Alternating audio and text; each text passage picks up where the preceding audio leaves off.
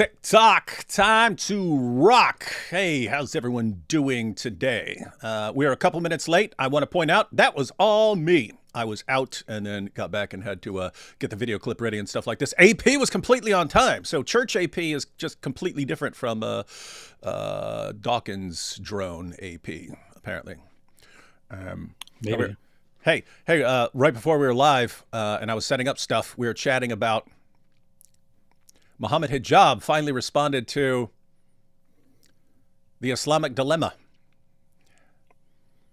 And everything he said is complete nonsense, and he is about, boy, this is about to be fun, ladies and gentlemen. This is about to be fun. So we're gonna release some videos on Monday. Chris from Speaker's Corner is gonna release a video. He's responding to one epic blunder. I'm responding to another epic blunder where, if you don't realize how serious this is, he's guilty of massive shirk and all kinds of stuff. Borderline in the apostate category after this video, trying to respond to the Islamic dilemma. So this is pretty funny. And then Tuesday, we'll be on Chris from Speaker's Corner. This will be earlier. This will be earlier in the day because they'll be UK guys. But Chris from Speaker's Corner is going to join us live to go through the entire video.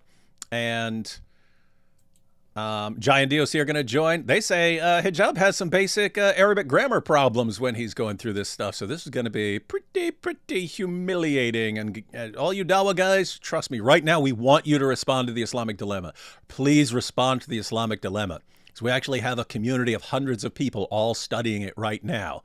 And very soon you are not going to be able to respond to any of it without just getting swarmed. So this is your last chance to actually respond when someone might take you seriously, because 6 months from now, no one is going to take your responses seriously because everyone's going to be much better informed. But I don't know what his video's up to because I downloaded it like a day or two ago or something like that. But you said his I noticed his views were low too. But what'd you say they were? Yeah, I mean, I didn't really know that that's what the video is about. I saw that he made a video response where he mentions Wes Huff, or where Wes Huff is on the thumbnail, and the video title is "Refuting the Best Christian Apologetic Argument Against Islam." Now why is that good? Why should that be a golden video?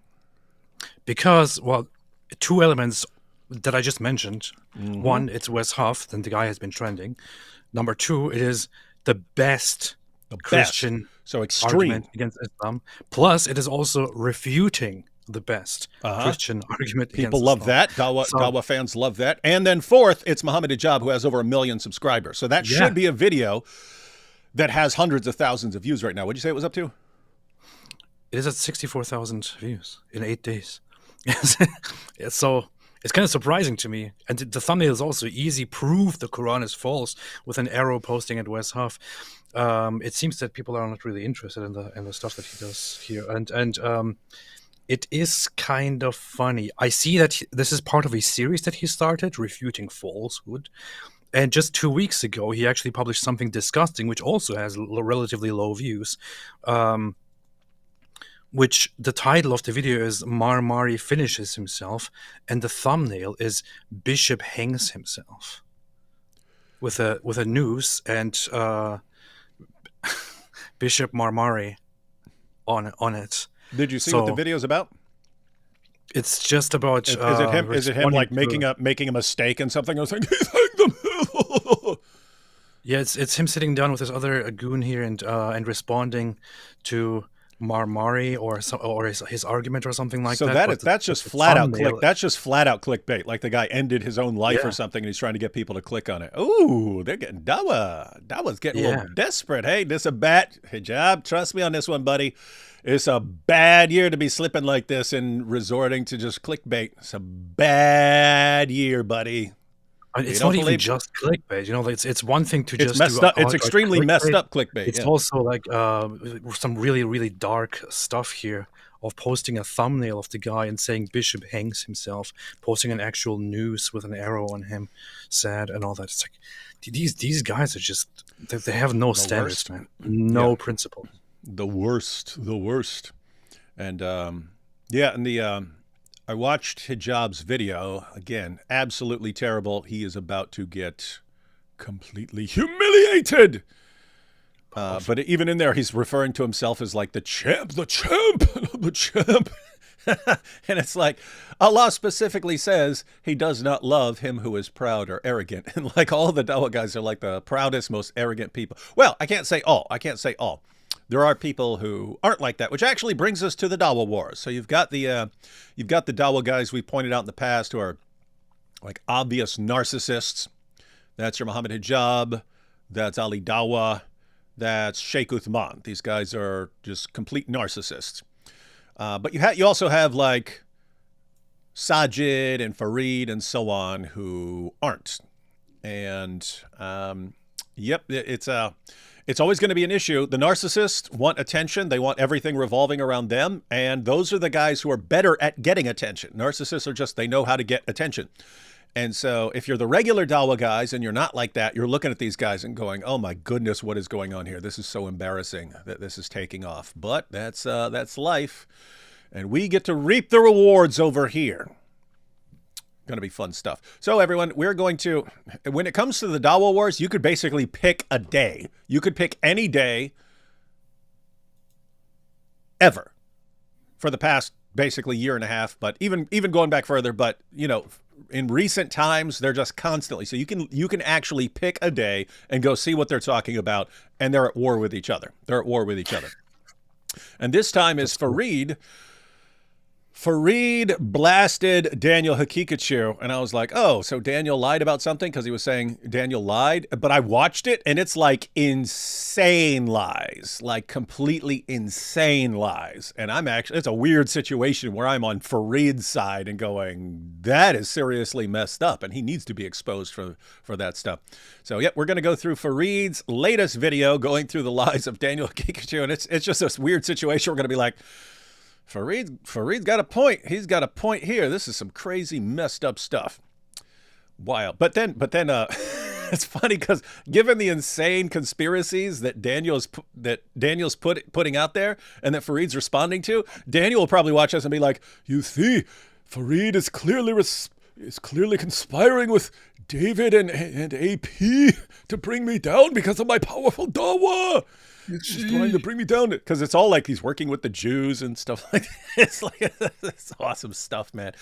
Oh boy, these guys can't get along, and they are not going to be able to get along at all very soon. It's going to be fun times. All right, let's take these first fun times. Fun times, son. We're going to take these first couple of super chats, and then we'll jump right into Farid's awesome video. Jack Ray says, TikTok, time to wait. Wait for what, man? We're here. David, what's taking so long? You sleeping again? No. I've given up on sleep. Momo was wrong. My cat walks on my Quran. No. I bet since Farid has a lot of books, and in this video you're going to see he has a cat. He has a cat. And this cat keeps jumping up on his stuff. So I'm sure that cat has walked all over all kinds of books. And cat would never do that. Yeah, and then he probably tortures the cat. You will never do this. You will never do this. Meow, shut up. You're sick. Momo was wrong. My cat walks on my Quran. Now to read a real book. For God so loved the world, whoever believes will not perish but have eternal life. Yep, that is better. Powerfully. I see David, AP, but where's Thor? I mean, Thaddeus. Thaddeus. Oh, boy. Yep, Thaddeus is, I'm hoping he sues the crap out of those people. Gonna hike at Mount Athos next week. So excited. That's pretty cool. Wow. From Yahya's Hot Lips. It's pretty basic. People have awesome channel links. Dawa Troll. Brought to you by Dia's Lotion. Keep that stuff away from me, man. Please talk about the Epic City plans. We might have to look into that because I saw it when the first I heard about it was when I saw a video that was shared on Twitter, and it was by Yasser. The videos by Yasser Qadi, and he was advertising for his Epic City. And I was like, this sounds like you guys are making like full Sharia cities in Texas, man. That was crazy. But then I think the people were complaining to the government and stuff, and they were saying the government was going to do something. I don't know. So yeah, point is, apart from people commenting on it and then seeing that initial video. I haven't really been following the story, so we might want to do something about that. So please talk about the Epic City plans in North Texas by Tablighi Jamaat Group. They are creating this community in Texas to be Sharia compliant. Hey, you know what? We should move there. We should move there. And if they won't let us, move there, we'll say, this is apartheid. This is apartheid. And if they do let us, oppression. And if they do let us go there, we'll have anti-Dawa. We'll have anti-Dawa classes regularly. With Holy Week starting soon, allow me to ask, what's your favorite Jesus movie? Passion of the Christ, Zeffirelli's Jesus of Nazareth, 1999, Christian Bale as Jesus and Mary, the mother of Jesus. I haven't actually watched a ton of Christian movies over the years, but Passion of the Christ was really well done. I like to see movies like that, like really well done. I have only so far seen so Passion of the Christ. I've seen it several times. I watched the old Jesus of Nazareth, and I have watched the show The Chosen, and I must say that the old long Jesus of Nazareth movie is just superior in pretty much every single way. It's amazing, but the thing is, in the Passion of the Christ, the guy who plays Jesus does it very well. But of course, the issue is that the movie focuses on only one aspect of Jesus. Yeah, it only focuses on his suffering. Would have been awesome if they like took that and like did a whole like series of movies. Like yeah. Jim Caviezel. If he portrayed actually in the style of the Passion of the Christ, the life of Jesus in general, that would be very interesting. That would be very, very dope and based. But you know what? Apple Packer, I'll Puff Daddy. I actually like awesome Christian movies like Mad Max Fury Road, which people don't think of as Christian. But when I see that, it's like, yeah, this is what happens when society breaks down. You're actually getting it right. It's not like you don't get utopia. You get pagan, weird cult leadership. That's what you get. That's what you get. And so I take movies like that as like, if you're right about what happens when society abandons Jesus and breaks down, I actually take those as kind of reverse Christian movies, but not reverse in the sense of being opposed to it, but just giving the other side. Here's my jizya, alhamdulillah, by Ezra. May peace be upon you. Alhamdulillah, alhamdulillah, by Ezra. David, saw you posing with Alex in a suit, apparently smart, tall, and great skin. Ali Dawa's voice. And we're proud of that. Yeah, I put on a suit, and I was like, what if he shows up in, like, jeans or something like this, and I wear a suit? Sitting there walking around looking like a banker in there. Serious question arises. Do you perceive... Oh, yeah, guys, we'll be releasing those tomorrow. Those will be released 4 p.m. Eastern time. I will most likely be asleep during that time. But in theory, no, I will 100% be asleep during that time. But we're all scheduling our videos to release tomorrow at 4 p.m. A serious question arises. Do you perceive the potential for a civil war to erupt in England if the escalations of Islamic indoctrination actually transpire? You are definitely going to get a civil war in England. That's what I've been trying to avoid by warning people to deal with the problem when it's more manageable. But you're eventually going to have people just taking over entire cities. And eventually the regular British people who aren't trying to conquer the world and so on will realize we cannot let this continue for the safety of our children and grandchildren and stuff like this. Their backs will be against the wall. The government will be doing nothing, and it's not going to be pretty. But yep, it's indisputable. I mean, I sure hope they have a civil war. It would be fun to see. Yep. You heard it here, folks. Mimi hijab. It's noose, not noose. Get it right. Muslims are 5% of UK. I've seen 6.5. Muslims are 5% of the UK population, but have power. Why? It's very easy if your group gets is able to establish itself as an oppressed group, and you have leaders who will do anything not to be in the oppressor category. You just have to give them anything they want, and that's what's going on. And they also have a sense of they actually, as a minority in a country like the UK, can rile each other up and push each other to support a certain a certain idea, and they have one representative, and then it's generally agreed that all Muslims should vote for that representative. Whereas the other parts of the population are very much busy fighting themselves over ridiculous, trivial things. So, yeah. Fadi Ibrahim says, did I miss the memo? Black shirt with cross and beard. Yes, this is the official new dress code of the Screaming Goats podcast. Yes. So glad to be here with the great D Wood and the best accent on YouTube. Best accent on YouTube. AP, make sure the goats are well cooked. We will. We do. We're cooking the goats. We will. You see. Mrs. Ali Dawa said, yeah, listen, guys, found this early 7th century Arabian song online. Yeah, it'd be like, I kissed Dia and I liked it. I hope. I don't know the actual song. Is that supposed to be I kissed the girl and I liked it? Yeah. Who did that song? I've heard of the song and I've heard people say the words. Katy Perry. Okay. Have you heard it? Do you know how this is supposed to go? I kissed Dia and I liked it. Yeah, I think it goes like, I kissed Dia and I liked it, or something like that. I don't know. It continues. I hope Lil Aisha don't mind it. Yeah, I don't know the song very well. I've heard it maybe once or twice. So. This could be the start of one of your epic songs, JP. I kissed Dia and I like it. I hope Lil Aisha don't mind it. We'll get Muhammad on there. We'll get vocab on there dancing. Hey, David, a few of us went out tonight to speak after your event the other night. Oh, Hunter. Yeah, Hunter. I got to share the gospel with a Muslim named Muhammad. Just wanted you to know that many were encouraged on Thursday. Yeah, that's cool. There are places in the U.S.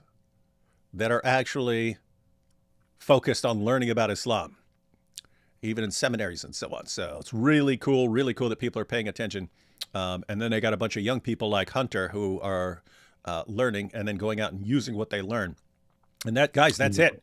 That's all. You know, governments and police and agencies and so on, they have to deal with, violent threats and so on like that. But as far as dealing with the ideology, Islam is really, really weak. And if you learn some things, you can do some awesome things in this world. So everyone who's panicking about the future and Islam taking over and stuff, guys, pull out your books, watch some videos, learn some stuff, and engage, whether in person or online or however. AP, when will you follow through with your ultimate goal of taking over the Kaaba? Will you bring Mike Winger or Dawood with you to fulfill prophecy? How often do I have to answer this question? Oh wait, that was about Hagia Sophia. Oh yeah, so Hagia Sophia I will take once I'm baptized. But the Kaaba, we still have to work on that. We still have to figure something out. I think I could start making plans for that as well, but shouldn't be long now.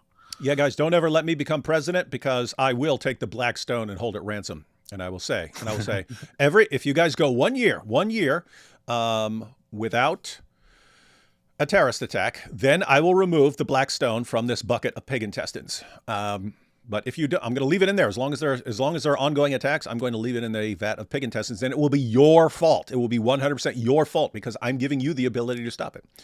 So you're going to have to take that up with Allah, not me. Powerful. Nice chair, D. Wood. Less books. Yeah, books are gay. How do you respond? There we go.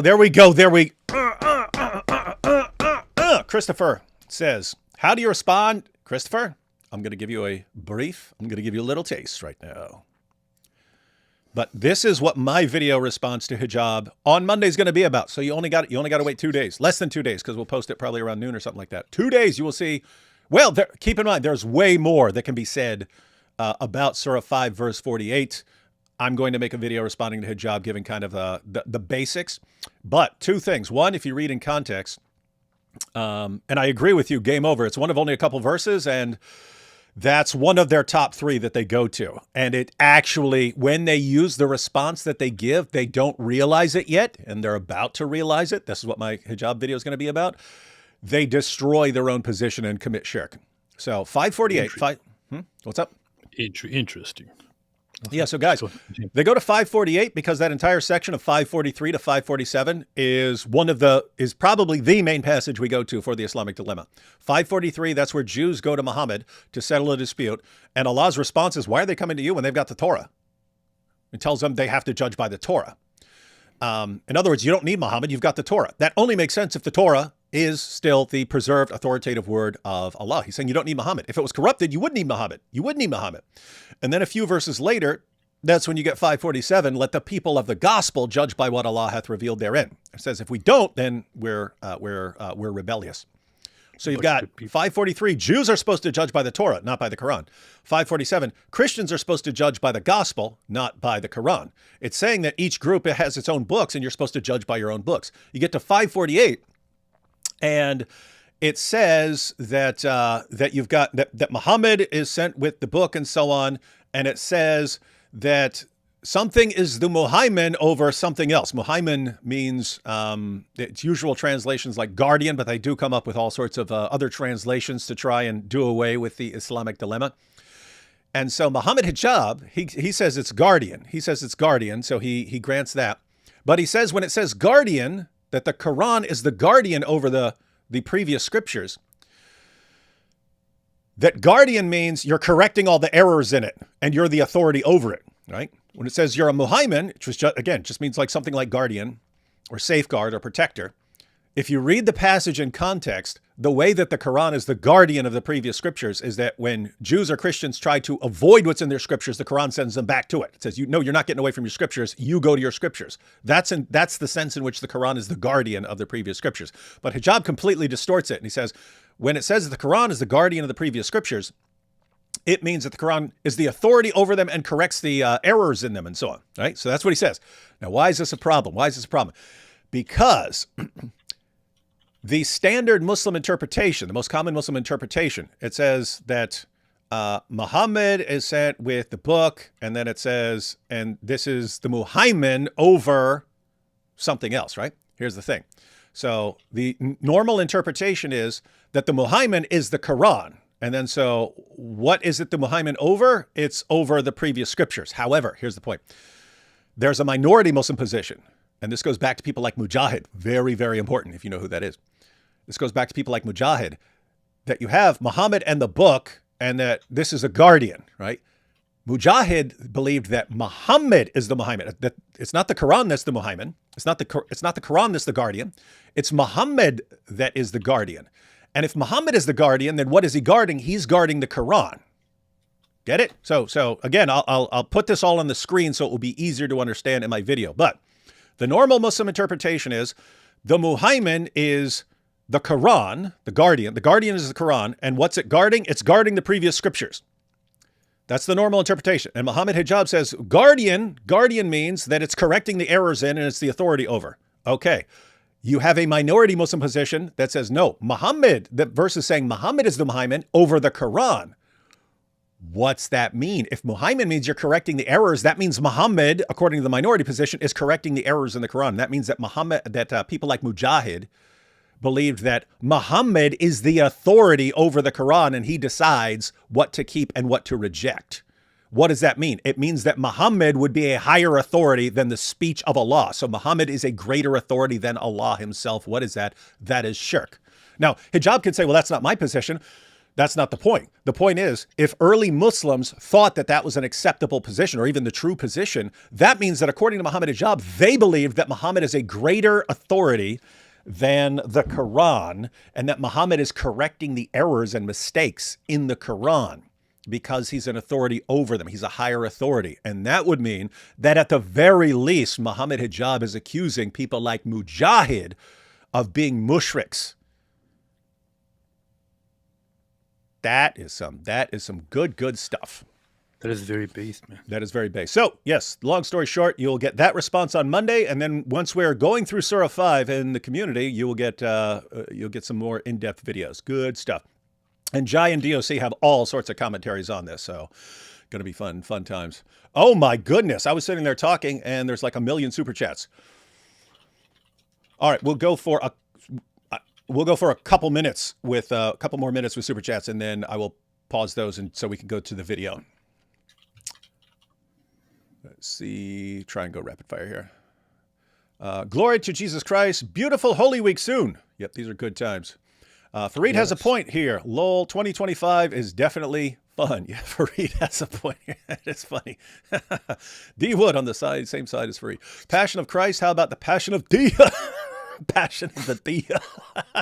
That'd be an awesome movie. Did you guys see the short where Sneeko and his boy Sonny Faz talking about the lack of bird poop near the Kaaba? It's basically airtight science, lol. Yes, it is. I didn't see that, though, but that's funny. AP, I know you irrationally hate Sharia, but why oppose paying jizya? It was just a 10% to protect the Ummah's jobs from unfair kafir competition. This is a good point, and this just actually helps me change my mind. Now I want to pay jizya, and I also want to be subjugated by the Muslims. Yep, Come here, please subjugate us. Come on, do it. Yeah. And by the way, everyone, when you hear Muslims say, "Oh, but it's such a tiny tax. It's only 2.5% or 5% or 10% and so on." No, it varied. Muhammad charged the Jews of Khaybar 50% of their annual produce as jizya. So it would vary depending on who you are and so on. TikTok, lick the rock or hit the like button. What up, D Wood and AP? Loved your performance in the debate against Alex O'Connor. Really? That's good because Thank you. Yeah, again, discussion period was pretty rough, but yeah. Anyway, it was still fun. There's good stuff in there. Couldn't have gone better for you. No, it could have definitely gone better. You humiliated him. This is funny. This stream is good for me, but bad for the Ummah as an ex-Muslim follower of Jesus. Nice. Awesome. David Wood, please talk about persecution in India. They killed pastors and locking up pastors. Look up Praveen Pagadala, please. We need help. Yeah, guys, I was just waiting for more information. So the idea was I looked and he was riding somewhere on his motorcycle and then found dead and but it looked like his face had been stomped on and so on, and his motorcycle was just placed on top of him and so on. So yeah, I was just waiting for more information to come out, but yeah, we will be looking at that. The Vatican position, Nostra Aetate, Section 3, that declares Muslims worship the same God as we do, infuriates me. This is why Matt Fradd had to restrain himself during the Ismail Yusuf interview. Is that true? It is true. Not just the Nostra Aetate, but also the church documents and teachings that it references and relies on, the catechism teachings and so on, basically teach that Muslims do not just claim to, but actually do worship the same God. And I did very briefly click on the video of Matt Fradd and his discussion with that ex-Muslim, and that did come up. And he was like, I want to say that Muslims do worship the same God, and I hope you're not very disgusted with me at this point. He was joking about it, but No. that did come up apparently. Would be worth looking into. Yeah. How long was that interview? Is it like one of the 2-hour interviews? It was like 30 minutes? It's a long interview, but there are clips of it, like those sections are clips. You could pick out a couple clips and we could check it out. I'd be interested in that. Let's see. A Muslim I'm debating says some Bible verses have been added, but said verses are completely different from what he says they are. Yeah, always just tell them to give more information. Explain that. Explain what you mean. Explain what verses. Give your evidence and so on. Because it's just common to completely make things up. Good news, AP and D Wood. Mel Gibson's going to make a sequel to Passion of the Christ. Yeah, I've been hearing that for years. Focusing on the 50 days of Jesus from the resurrection to ascension. I'd like to see that, but I've been hearing about a sequel since shortly after the Passion of the Christ came out, like 20. Well, unlike then, it's some years actually ago. in the works right now. It's actually in the works right now. It is in development at this moment, and it's supposed to come out soon. I don't know. I mean, I'm not honestly very excited about it. I liked the first movie, but I also feel like I liked it more as an outsider who was only interested in Christianity. Mm-hmm. After I started, adopting Christian beliefs and ideas and practices and watched it again, I kind of feel like it is in many ways a very strange and kind of misleading portrayal of many things. An over dramatization and of like almost turning the story of Jesus and the characters surrounding him into some fantasy, the 300 movie or something like that. Which is why I would, for example, totally prefer the other Jesus of Nazareth movie over that like 1,000 times.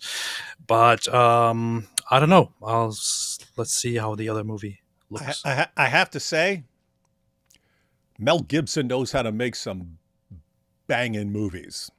I was watching what was that? The one where the one with the guy was a Seventh-day Adventist and refused to fight. I mean, refused to actually like fight. So he, gosh, my brain is fried, man. It's still fried. It had Andrew Garfield, a kid from Spider-Man, and Hacksaw Ridge. There we go. John Beaver said it. Thank you. Hacksaw Ridge. But it's a true story. It's a true story of this guy. He refused to. Did you ever see it? No. Oh my goodness, man. I don't know if you like war movies, but this was like insane. And had like he just was a pacifist. He was a pacifist, a Seventh-day Adventist pacifist. He agreed to go to war when he's drafted, but he refused to actually fight. So they ended up making a medic. Dude won the Congressional Medal of Honor as a medic just for he kept going and rescuing people and stuff and bringing them down a cliff, carrying them down a cliff, and he just kept going. He kept getting and he was messed up, man. He was messed up, but he just kept going back. Anyway, but the battle scenes, I'm looking at the battle scenes and I'm like, I can't even imagine how they filmed this level of special effects. It looks like you are in the middle of a battle, an actual battle with stuff going on around you. Anyway, crazy, apocalypto. Dude makes some crazy movies, so I like Mel Gibson's movie-making ability. AP, you agreed to a SC. What's an SC? A super chat, I guess. Oh, I don't know. You agreed to a super chat in your last stream that it would be based if all Christian denominations would unite as one. That could only happen under the papal banner of Rome, but you don't like Rome because you are gay. You see, this is why you all have to become Catholics if you want to unite under one banner.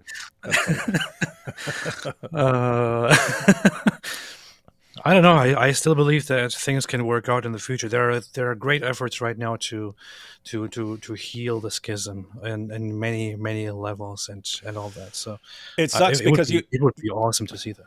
Yeah, you do have that push, but you also have forces that are inciting massive division right now. So yes, yeah, including but not limited to Christian factions that are basically like, no, we shall not find any unity unless they agree perfectly to 100% with everything that we agree. It's like, that's not how Christianity was in the beginning. It's not how Christianity was throughout history. It's kind of weird to have such an expectation. And I don't know. I don't understand why some people just insist on saying, no, we have the one single truth and all others are wrong and evil. How dare we ever think of uniting? It would be much better to unite, even if you don't fully agree to everything, unless somebody engages in like outright, horribly unacceptable blasphemy, Yeah, it's actually C.S. Lewis. I forget where C.S. Lewis brought up this point, but he brought up the point about people, would criticize someone and say, "Oh, but you believe everyone else is wrong," and he pointed out, "No, what you actually believe is that they're wrong about something." But you also believe that they're right about something. If you listed the things that we agree with someone else on, even someone from a completely different group, so Alex O'Connor, right? If you listed the things that if you were somehow to list everything we believe about the world and everything else, we would agree on a ton of stuff. We disagree on certain things, but we agree on a ton of stuff. If you're Christian of any variety, you agree with that person on significantly more. You're agreeing on a bunch of stuff, and you're disagreeing on some things, and those things can be important. But yeah, you agree on a ton of very important things about God and Jesus and the Bible and so on. So, point is, it's good to focus on sometimes just on things you agree with people on. For example, the Council of Chalcedon, was a very, very significant one that led to an early split, where ever since the Oriental Orthodox Church split from the Chalcedonian Christians, who later on who were the Catholic Church and are now the Catholics and Orthodox and all the others, but they very much disagreed simply over one issue, which is the nature of Christ, which is whether Jesus has two natures in one person that are, fully divine and fully human, or whether it is only one nature that is united, both divine and human. And these two groups disagreed for over 1,000 years, for 1,500 years. Over the last decade, over the last century, they came together many, many times. The current state of things between the Eastern Orthodox and the Oriental Orthodox, for example, is that we don't actually have much of a disagreement. We basically just agree on the nature of Jesus. We both just have certain things that we emphasize because we want to prevent the other side from saying something wrong that could cause heresy. So, but they very much agree. Like the last meeting was basically them agreeing that they both believe the same thing, and that the disagreement is largely about semantics. They both believe in the two natures, united or however you want to call it. So right now they are actually in the process of somehow finding a solution to end the schism and to be in full communion with each other. But they were separate for 1,500 years. Wouldn't it be like legend status if they figured something out after 1,500 years? Yeah. Nice. That'd be crazy. Hey, Daily Winger and Accessing Prostate. Sorry for asking if I already answered, but when can we expect to see the 2025 Islamic Dilemma videos? As I pointed out, me and Chris are posting videos this week, starting on Monday, responding to hijab. Chris has already posted his rundown of all of Surah 2. So he's got a video going through all of Surah 2. I will also be posting, unless something weird happens this week, I'm planning to post also a video going through all of Surah 2. Chris, the way Chris did it, I will do it a different way. We'll be covering a lot of the same stuff, but yes, and there's, I think, 3 videos I want to make about Surah 2. But yes, we'll be posting this week, and we'll be posting for the next several months until we've covered everything. And Dawa's never going to recover. How do Muslims persist in smuggling firearms into heavily regulated England? Well, if you come over on a boat, you can kind of bring whatever you want. Yes. You've been humiliated. Yes, that's true.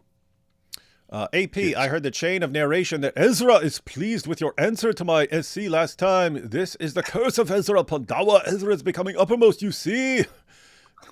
Jazeera tax must be enforced. Good point. It is funny if people just constantly start talking like about Ezra like that. Like, I mean, it's almost like that. It's almost like that dude, Pete Hegseth or whatever. He's got the kafir tattoo. Like they lose it, and even though their book is like kafir. And he's like, oh, okay, I'll call myself kafir. Oh my goodness, he's calling himself kafir. How can he do such a thing? What an Islamophobe! It's like weird, but it's weird like that. It's like the Quran and the Hadith are like, everyone's worshipped Ezra. And then it'd be funny if people start going around, Ezra. And they'd be like, stop making fun of us. Like, what? That's what your book says people are doing. Your book literally says that's what people are doing. You can't agree with the Quran. The Quran says you're a kafir. You say, okay, I'm a kafir. They go, no, how dare you?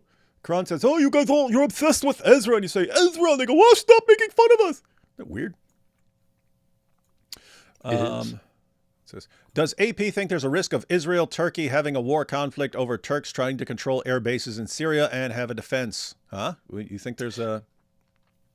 There's always a risk, and Turkey hasn't been very, very nice. Erdogan has been very brutal with his language when it comes to Israel. He even openly threatened war. He openly threatened and said, just like we went into Syria one night, we might do the same thing to Israel. He openly said that.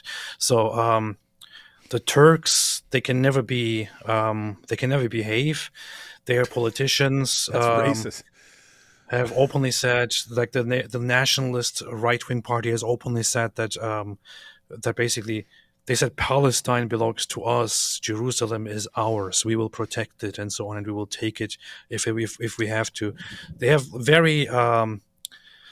they're usually very, very, very highly deluded people with megalomaniac ideas and ridiculous stances, and a horrible attempt at overcompensating for their otherwise lacking qualities by acting tough and acting like they are the boss of the region. While Turkey is like that, of course, it can always come to that. Let's just hope it doesn't. Do you think? I think that they want to keep doing stuff like NATO and keep up alliances with Europe and stuff, and that going down this road would sever that. So it's like, how much do you want to go down this road? Because it's going to destroy other things you want. You think they're going to do something? Well, the thing is, Turkey is a NATO member, and Israel is not. Although right. Israel is a protected ally of NATO, because and America made it very, very clear that if an ally is attacked, they might basically disregard any international law and go in and do whatever it takes to protect their allies and their own people. Mm-hmm. But it would be very useful for a troublemaker like Turkey that doesn't belong in NATO to cause conflict just to isolate Israel somehow and to, unify hostility against them. Yeah, see, because I can tell Erdogan is a serious problem and that he wants to go back to the glory days of the Ottoman Empire and stuff. But I assumed he was going to like kind of push right up to the line of what he can get away with and kind of be manipulating things behind the scenes, like, kind of like the Ayatollahs are doing. They're like getting other people to do lots of stuff. But as far as like outright war, that would be surprising to me. Like, actually. Yeah, he's like Putin, except that that he doesn't have the balls to actually do something. Mm-hmm. He likes to talk a lot about his power, but he doesn't actually do anything. He's a weakling. And the thing is, he's also about to die. So things are going to change once he's dead. Not sure what's happening then. Yeah. Jesus, your kingdom rules and reigns forever. This is true. Amen. Muhammad only married little girls with intact Muhammad. No, he didn't. He married all kinds. And there was others that he couldn't marry because they were dudes. AP's mustache is getting thinner and thinner to a degree I'm afraid he might invade Poland. Oh, yeah, it is. I didn't even notice. I'm thinking about it. Yeah. Let's see. They call it a whiteboard because Momo is white. Ali Dawa calls it a wife board because lightly striking wives makes their skin green. Hide the proof. That's a good point. Hide the proof. Pro-Israel Zionist here, but concerned about recent incident with shooting of ambulances, rescue workers, and lying about it. Please take a look.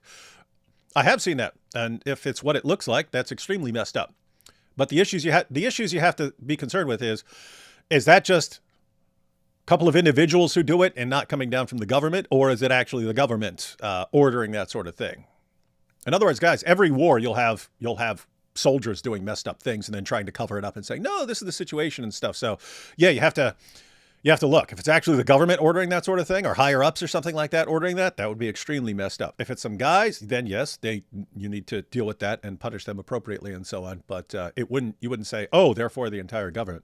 I mean, you look. If you look at World War II, pick any country in World War II, you can find some people doing some extremely messed up stuff in various situations. I mean, the latest news about the incident is that Israel actually admitted that there was wrongdoing and that there was a mistake. So it's Israel actually openly admitting in the end and saying that things didn't go as they should, and that an investigation will go into it. What Israel does is that an investigation upon mistakes or wrongdoings usually starts, and they actually go through with it and take drastic consequences. That said, the people in Israel are very much out of patience, I would say, especially since the last ceasefire, where during the ceasefire the so-called Palestinian side was doing disgusting things such as parading the dead babies and the dead children and the dead family members and playing victorious music while doing that, while returning their bodies, then actually placing a wrong body into into a coffin and delivering a wrong body to Israel and so on, bragging very much about the ceasefire, going around in the streets and saying the army of Muhammad will return to fight the Jews and to kill the Jews and so on.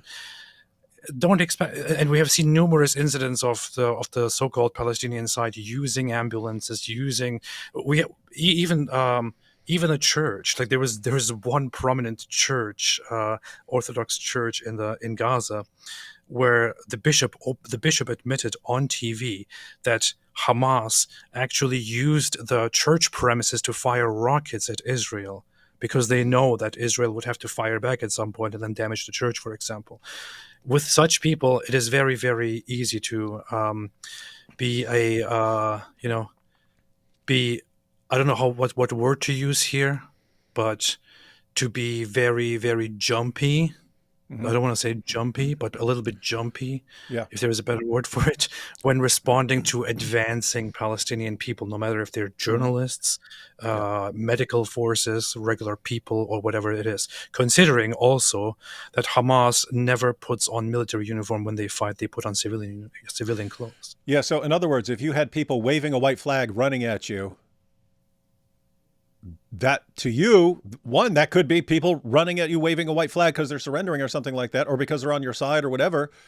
But it sounds exactly like what Hamas would do if they're trying to get close to you so they can. So that's the point. It's putting you in a situation where you just don't know people's intentions and so on. And like an ambulance or something like that, that's I don't know. I would expect exactly that sort of thing from Hamas. With that said, yeah, this looks bad. And AP's pointing out jumpy. You got two things. One, you got people who can be kind of nervous and jumpy. Because of that, you don't know. It's not a situation where you just look at someone in civilian clothes and say, oh, that's a civilian. It's always that could be a civilian or it could be Hamas pretending to be a civilian. You just don't know. Puts you in a state of uncertainty constantly. But there's also, in the military, there can also be people who are really ticked off and enlisted and they're looking for an opportunity to do something messed up, right? You're talking about human beings here. You're talking about human beings.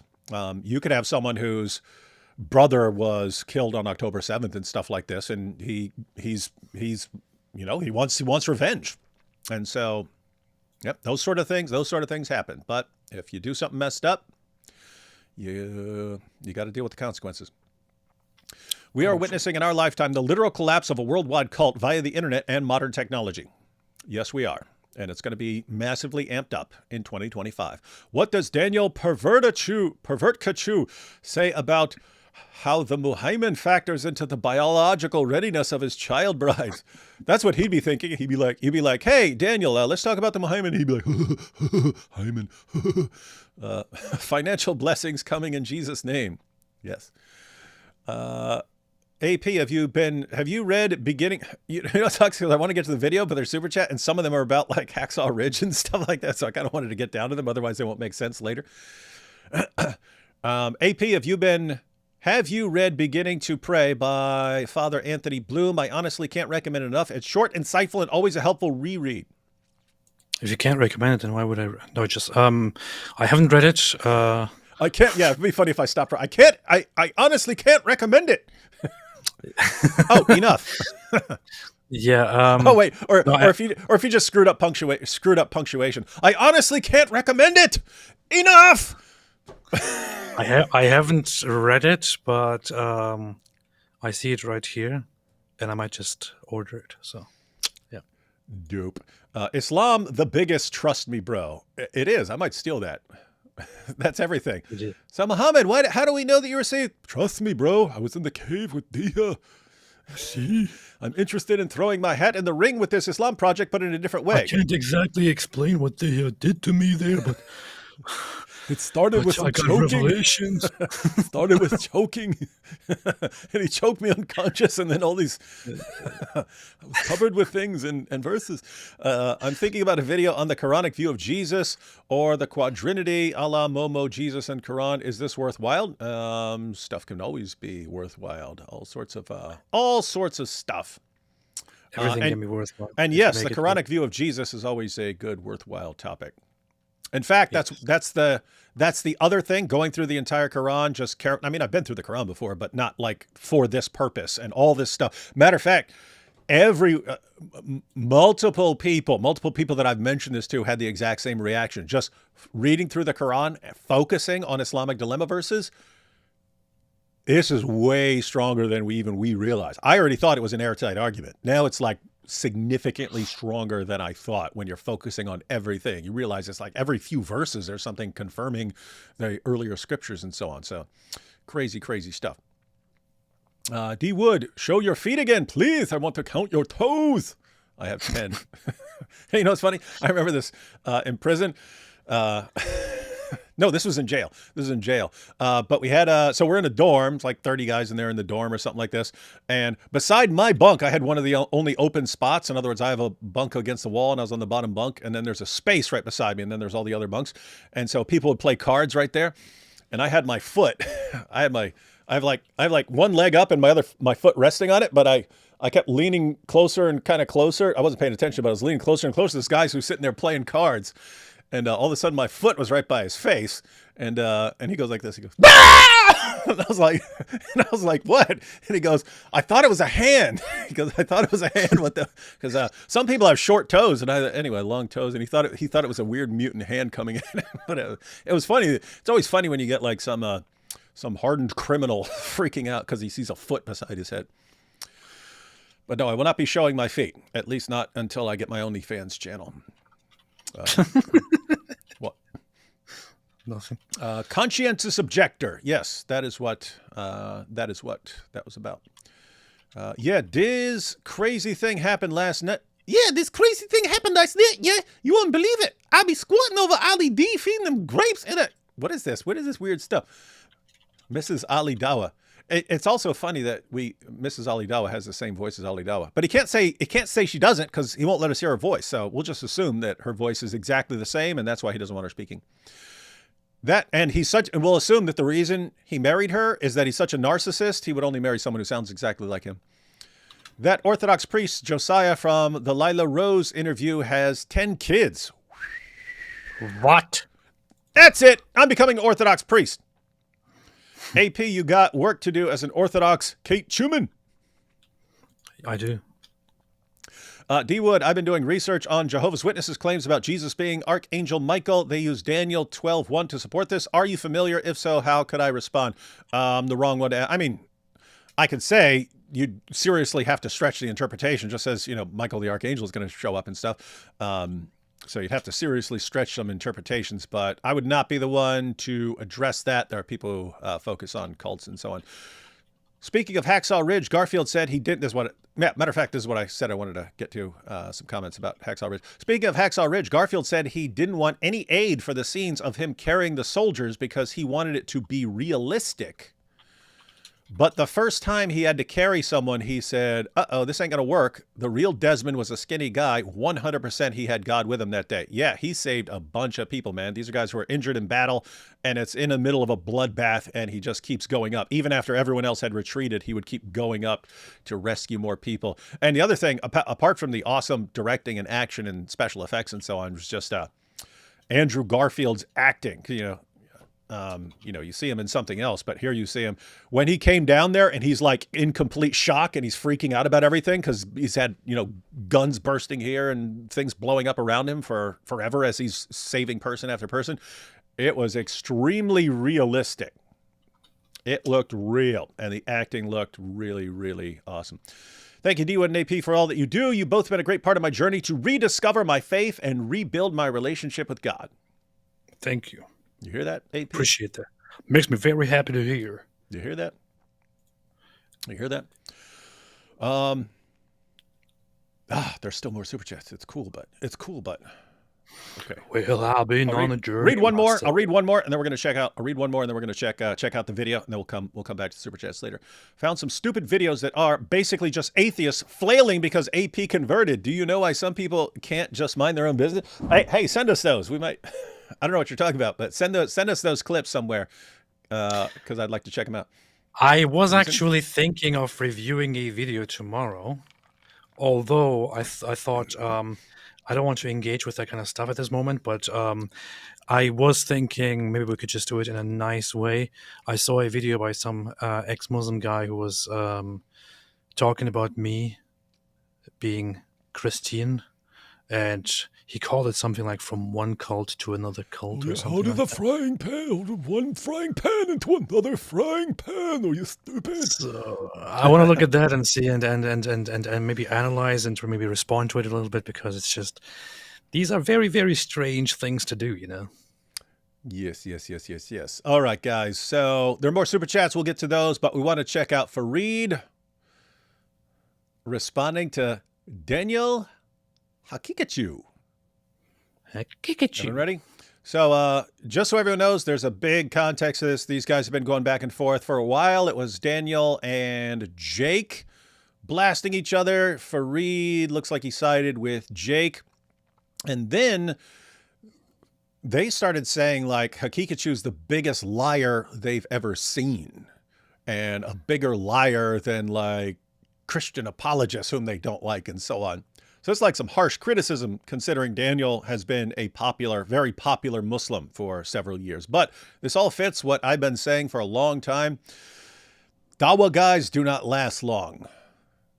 They're short timers, ladies and gentlemen.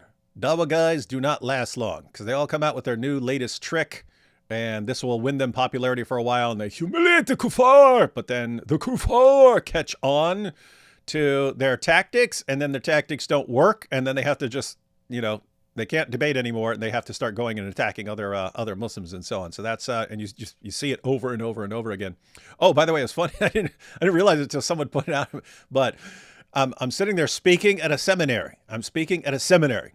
I'm supposed to be giving an awesome presentation, and I don't remember what I was saying, but I broke into our Dawa voice, and I'm like, and so someone will say, "Well, why is he?" I was like, "Oh crap! I'm supposed to be giving a serious presentation here," and I broke into the dumb Dawa voice.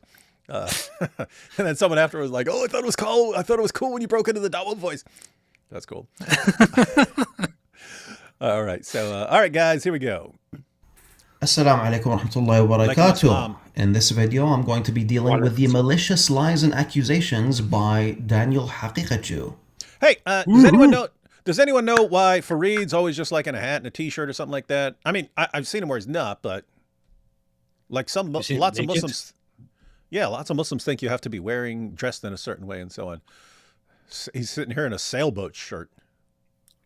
The heck? Dude, your sailboat shirt has a picture of a sailboat on it. Angels will not enter your house, dude. I don't really know. To be honest, it's also it's not really like expected to completely always dress like a complete nut job from the 7th century Arabia, but it's basically considered. People consider it Sunnah, the tradition of Muhammad, to be followed, but it's not something you just always have to necessarily do. I don't know.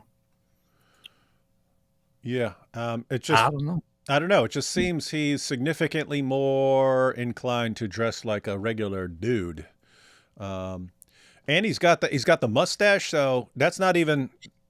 That's not Sunnah, man. That's not Sunnah. You're supposed to be plucking that thing pretty regularly. So I don't even know. That's what I mean. I'm like, no, it's like serious. Like I don't know why he's not following the thing about plucking your mustache and stuff. Rami says maybe David. Just lazy. Yeah, maybe he's like. I'll get to it someday. Rami says, David Wood, me as Muslim, I'm a non-believer. For you, why are you mad about the term kuffar? Reciprocity. When did I say I'm mad about kuffar? Why are you mad about this? That's not. What's wrong with you, man? I don't know what you were listening to. Why are you mad about it? Just explain why you're mad about people calling you kuffar. Okay, fine. I'll explain it because it's humiliating me. No, Rami, I think when we're talking about kuffar, I think you missed the point completely. What we were saying is that the Quran over and over again, the kuffar, the kuffar, the kuffar, the kuffar, the kuffar. And then you have that Pete Hegseth or whatever. He gets a tattoo in Arabic, kafir, and you have organizations like CARE. Oh my goodness, how could he do this? This is an insult. And it's like, what are you talking about? Your book calls him a kafir over and over again. He says, fine, I'm a kafir. And then you lose your minds and say this is horribly disrespectful things. Like, wait, your book calls him that. Why is it disrespectful to say, okay, that's what I am? That's the point. I don't care if you call me a kafir. What the heck do I care? Huh? You think I care? You think D-Wood cares? You think I'm up at night? Oh my goodness, they called me a kafir. Oh no, what am I gonna do? I can't sleep anymore. I do care, actually. When people call me kafir, I get very upset. And I usually have to, call somebody to get a little bit of help and mental support. It's and all very that. traumatic. So, It's very traumatic. All right, so we don't understand why Farid dresses like he's going to a baseball game all the time. I never thought I'd be starting a video with those words. Hang on, let's hear the words again. Assalamu alaikum wa rahmatullahi Like a wa Muslim. barakatuh. In this video, I'm going to be dealing with the malicious lies and accusations by Daniel Haqiqatju. Malicious I lies. never thought I'd be starting a video with those words. In any case, before you ask me not to get involved in drama, Why you giving video material to the kuffar? Farid? are you saying that I do not have the right to defend myself? It's exactly what we're saying. Sorry. Yes. What the heck? I just read this. Does he quote this? Because I missed it. I missed it because I watched this. I kind of watched this. I kind of watched this video. I was in an airport. So did he read this? What's that? That's messed up. Is this about Farid? He calls him a dung smear. What the heck, man? I didn't catch this. This is he calls Farid a dung smear. This is how you talk to a Muslim? So Daniel Haqiqatju said, this is how that dung smear justifies his attack on boycott of Israel. He implies that boycotting Israel is following the religion of Jews and Christians. Rabbi, I think he's actually talking about, so he's saying Rabbi Faris. He's actually talking about this Imam Faris al-Hamadi. Okay, I so think he's talking about him. Yeah. Okay. So he's talking about him. Oh, okay. And then Farid comes in later. Rabbi Faris, you said? Yeah. Rabbi And Faris. he insultingly calls him rabbi because he accuses him of being a Jew. So guys, just to be clear, he's not talking about a Jew. He's talking about a Muslim. Yeah. But he calls him Rabbi Faris because that's just how you would insult someone. Rabbi Faris and his devoted lackeys, Jake and Farid, need to be written off as the vile Zio agents they are. Jake Brancatella, Jake the Muslim metaphysician, and Farid are Zio agents, along with Rabbi Faris. They're Zionist agents. Isn't that interesting? That's a pretty extreme accusation against some Dawa guys, isn't it? They're agents. They're agents of the Zionists. They're undercover agents of the Zionists. And so, what Farid is saying here is, if you're going to complain about him, which people will, especially Daniel Haqiqatju fans, if you're going to complain, why are you responding to them and giving, D Wood and AP ammunition for their Dawa Wars live streams? He's saying, he's calling me a Zionist agent. Am I allowed to respond or not? Am I allowed to respond to this or not? Guess what? I'm with Farid on this one. This is a situation where even if we're going to point to it and make fun of it or something like this and talk about Dawa Wars, you would still have to respond to stuff like this. Are you saying that someone gets to call me a Zionist agent and I can't defend myself? Yeah. No one gets a free pass to call me a Zionist agent, especially now during a genocide. There will be Palestinians that are watching this. Why are you a Zionist agent, Farid? I'm just joking. To be clear, I do not believe Farid is a Zionist agent, and I believe that Daniel saying something like that is extremely, extremely messed up and shows something about Daniel. And to be fair, in complete honesty, Farid is entirely justified in responding to something like that. Especially while there's a genocide. Especially then. There's no genocide. Wait, where's the genocide? I didn't see that. in Sudan. Oh, yeah. And Nigeria, but it's, Yeah. it's Muslims. Nobody cares about that. Yeah. This video, and the accusation that I may be an enemy of the Palestinian people is an accusation I take very seriously. You have two main issues with this video, and I'm going to address them before I even start. So, Hang on. I have to say, Farid, so think. You're actually complaining. Serious point here, Farid. You're actually complaining. Daniel Haqiqatju tries to rile people up by lying about you, right? He knows this is a very sensitive issue among Muslims and so on. So, hey, if I have someone who's criticizing me, you know what? I'll just say these guys are actually agents of the Zionists and stuff like that, because it's like the nastiest thing I can say. And you have a problem with that. So, Farid, why wouldn't you also have a problem with a law when he tries to justify attacking Jews, says, yes, this is because they worship Ezra and they call Ezra the son of God. What did he do? What did Allah and Muhammad do? They did exactly what Daniel's doing to you. Like exactly. I want to enrage people against these other people. Therefore, I'll just make something up about these other people to justify going after them. That's exactly what Daniel did to you. But why is it okay for, I mean, he's following, who's this pattern of conduct? Muhammad. Now, I think what you could say is, well, it's justified for Allah and Muhammad to lie about the Jews in order to get people to attack the Jews because they're not Muslims. But if you can't do it to a fellow Muslim, you can't lie about a fellow Muslim like that. But how would you defend that? Why not? I mean, if he views you as an enemy and so on, and you see what your pattern of conduct Muhammad did when he had enemies, I don't know. I'm detecting a bit of inconsistency here on your part. The first issue is that you love Daniel and you say, hey, Daniel's done a lot of good for the Ummah, so I don't want to take sides in this. I don't want to watch this sort of thing. But listen, I agree with you. Daniel has done good for the Ummah. My favorite thing about Daniel is that he's unapologetic. That's given a lot of young Muslims the ability to be unapologetic as well. And I appreciate unapologetic about what primarily? AP, what is the marrying main children, having sexual intercourse with children. That's what he's unapologetic about. I am very happy that Daniel Hakikaju, that our brother Daniel Hakikaju is very unapologetic about having sexual intercourse with little children. Great, man. Guys, that's it, right? You had all these guys for a long time. No, Muhammad didn't do that, or no, that was just for that time. Daniel just comes out. Of course, we can bang 4-year-olds. What? And you got Farid here. He's doing great things for the Ummah, teaching Muslims not to be ashamed of their desire to bang little kids. What is this religion, man? What is this religion? Oh boy! And he has done really great things, teaching young Muslims that it's okay to defend pedophilia. He has given lots of Muslim brothers the comfort to freely be attracted to and to have sexual intercourse with little children. And for that, we love him. For that, the Ummah is proud of him, and we all thank him. But I cannot tolerate calling me a Zionist agent.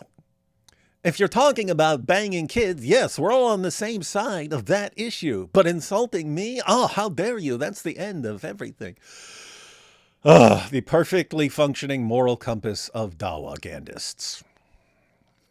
that. However, again, that doesn't give him a free pass to make malicious lies and accusations against me. And just because you're the world's leading defender of banging little kids doesn't give you the right to insult me. Dude, hey, Farid, I don't know if it's clear what we're saying right now. Here's the thing. If you took a person and this person could A, promote sex with children to tons of people around the world, or B, insult me, and you said he's got to do one of these things, pick one. I would say insult me all freaking day, but do not promote sex with kids. I don't care if you insult me. I really care if you are talking about sex with children. Insult me all you want. Go do your worst. I don't care. But do not promote sex with children. Somehow Islam reverses that, and promoting sex with children is the greatest thing you can do, but insulting you personally, that's where you draw the line at. That's interesting religion you've got there. Now, whatever, man. Okay. Anyway, continue. every Muslim has the right to defend themselves against such things. The second issue is that you're thinking, oh, but now when we have these back and forths between Muslim du'at, the kuffar, they're going to be laughing at us. And I reassure you guys, That's true. that no matter. Oh, whoo! Oh boy, you got that one right, Farid. Oh boy, you definitely got that one right. Every time I think that everything Farid says is factually incorrect, he says something absolutely correct and brilliant. So Here we go. So he was right. He was right. He's a prophet. You're a prophet, Farid, a greater prophet than Muhammad, because you got more things right than he did. I backed it up a little so we could hear that awesome part again. Defend themselves against such things. The second issue is that you're thinking, oh, but now when we have these back and forths between Muslim du'at, the kuffar, they're going to be laughing at us. And I reassure you guys that no matter how bad it gets between me and Daniel, we're never going to be as entertaining as some of the Christian apologists that have been going back and forth with each other, like Sam Shamoun and CP, when they beef. That's true. You'll never be as entertaining because other people are just funnier than you guys. You're not a big sense of humor in Islam. So yeah, other people are funnier than you. That's ironic true. That a Muslim, I'm defending Islam now because of this wicked fool of Satan, this filthy lowlife agent of Satan, agent of Mossad. I now have to defend Islam. Wait, he just called Christian Prince an agent of Mossad. That's exactly what Daniel was doing. That's exactly what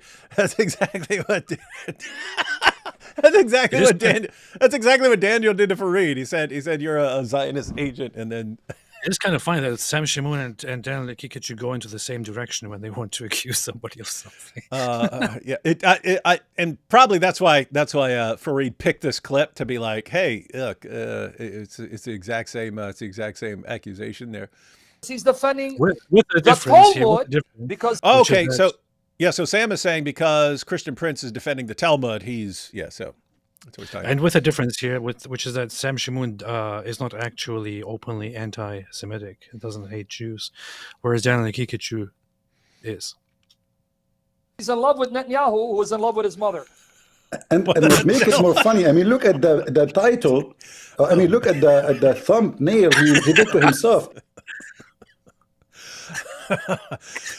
Farid is right. Farid is right. This is funny stuff. I mean, sad, this is somebody would insult you. Sad because these two are legends when they're blasting away at Islam, absolute legends. But here's the thing, and I pointed out before, and this is what I was talking about with like the Daily Wire and personality types and stuff. Like why I didn't think I was impressed that the Daily Wire was able to last as long as it did. Because I've seen this, and I've seen this in like the counter jihad community, the people who focus on exposing and criticizing jihad. You'll see two of them work together for a while, and then like 2 years later, they won't work together. And it will turn out they had a disagreement over something, and they couldn't work together. It's a personality type thing. The people who like aggressively respond to stuff that's threatening them with death and so on are people who don't back down from things. Like they're ready to dial up. They're ready to dial up as much as they need to deal with whatever's coming at them. But guess what? If you get multiple people like that together, it's not going to last because they will eventually disagree on something and neither one of them is going to back down. And they'll end up, and they both have the personality where you go to war over this. I have that personality. I'm kind of aware of it. So I try to, it's funny because I actually think of it like philosophically, it's in Plato's Republic. And there's a part where they want to make like the best soldiers in the world. And so they're coming up with a plan for how do we have the soldiers who are the most just brutal soldiers in the world, the greatest soldiers who ever lived. And it's like, how do you raise these people to become the best fighters, the best soldiers in every way and so on, without them eventually just taking over? Because they want soldiers who are like super aggressive, completely fearless and so on. And you're going to condition them their entire lives to be the ultimate soldiers. So they're saying, hey, you've got an aggressive army. What could possibly keep these guys from just saying, you know what, let's take everything, let's take over? How do you do that? And so Socrates is saying, on the one hand, we want people who are extremely loving and gentle to their own people, but extremely aggressive and hostile towards the opposition. How do we have extremely gentle nature and friendly combined with brutal warriors and fighters who love conquering and so on? How do you have those together? And they almost give up. I mean, Socrates at that point almost gives up. And then he realizes, wait, those two natures can go together. And I know those two natures, on the one hand, being gentle towards your own people, but being really aggressive towards people who are a threat to you, they can go together. And he gives the example of a dog. He He says you'll have a dog that you can trust to be completely, to lay down its life for a child in your family or something like that. But anytime someone else is coming, it gets really aggressive and so on. So anyway, that's kind of what you have to do. You have to say, okay, when I have a disagreement, I dial things up, I get really aggressive, I go after it. And that's what you want to do with Islam. You have to find out a way to say, but I don't get like that around other people who are on my side. Because what happens is, again, you're seeing it with the Daily Wire. You get a bunch of people who have aggressive personalities, don't back down. They work together for a while. It eventually backs down. Why? Because you'll have something come up like Israel or something like that, and they will not get along. And then no one knows how to back down off an issue. And so they split up. They split up and start attacking each other. But anyway, so that's human nature, guys. Evil. Oh. He put himself Dr. Evil. I mean, do you see how stupid he is? Why you are making the thumbnail that you are Dr. Evil?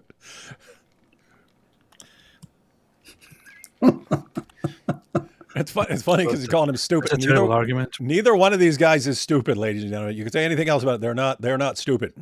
By the way, for some more funny What's up? Nothing. First. clips between Sam and CP, then I would recommend watching these two compilations that I've previously uploaded. So in this video, I'm going to be providing some, not all, but some of the main accusations by Daniel Haqiqa Jew against me, and I'm going to be defending myself against the slander. And whoa, you will not believe how low this individual goes in order to make others look bad. You will be shocked by what you are about to see.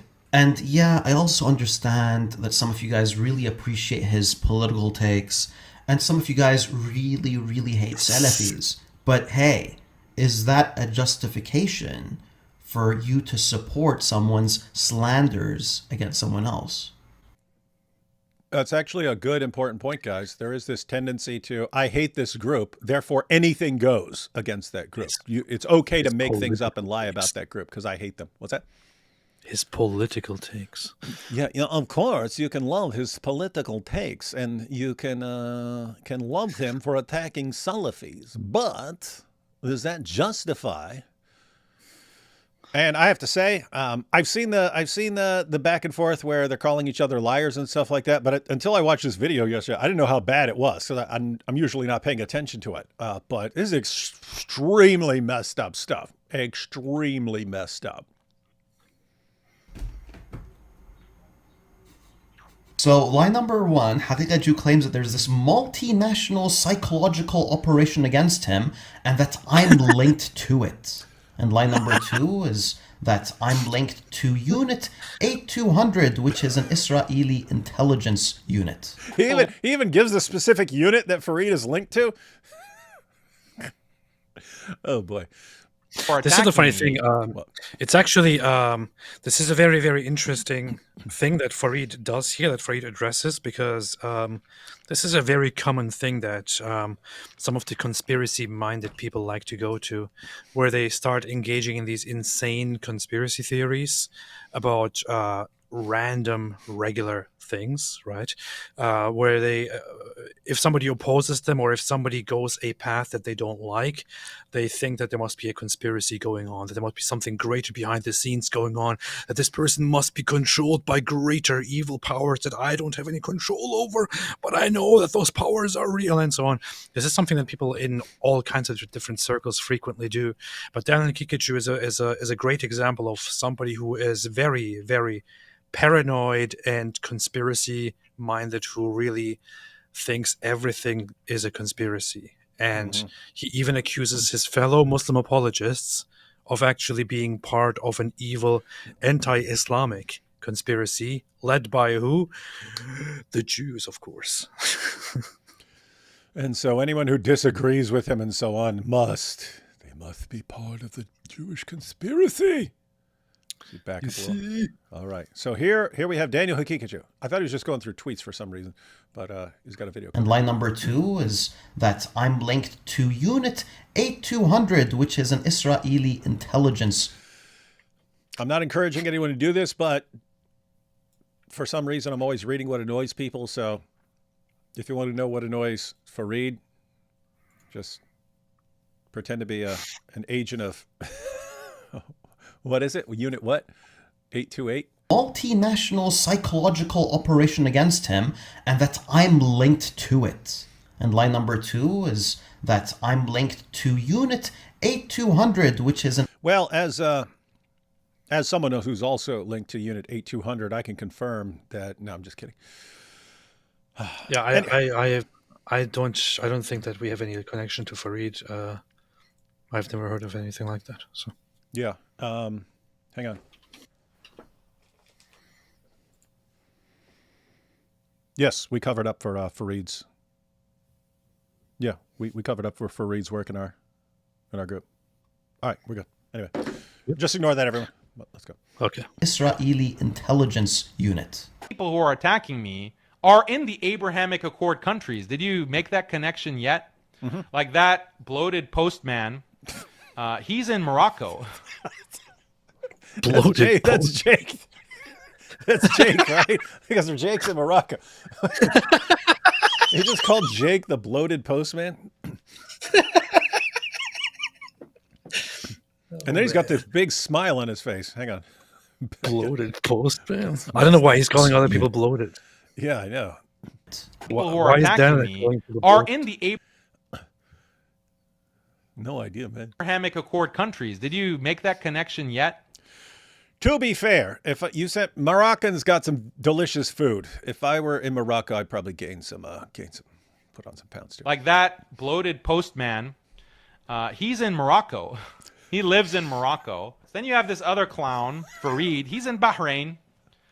Also a huge concern about my Aqidah coming from Bahrain, another Abraham Accord country. Guys, do you realize this is like, I mean, if he wants to be a good manipulator, you should dial it back a little bit, not make it so easy to expose. But I mean, think about this, guys.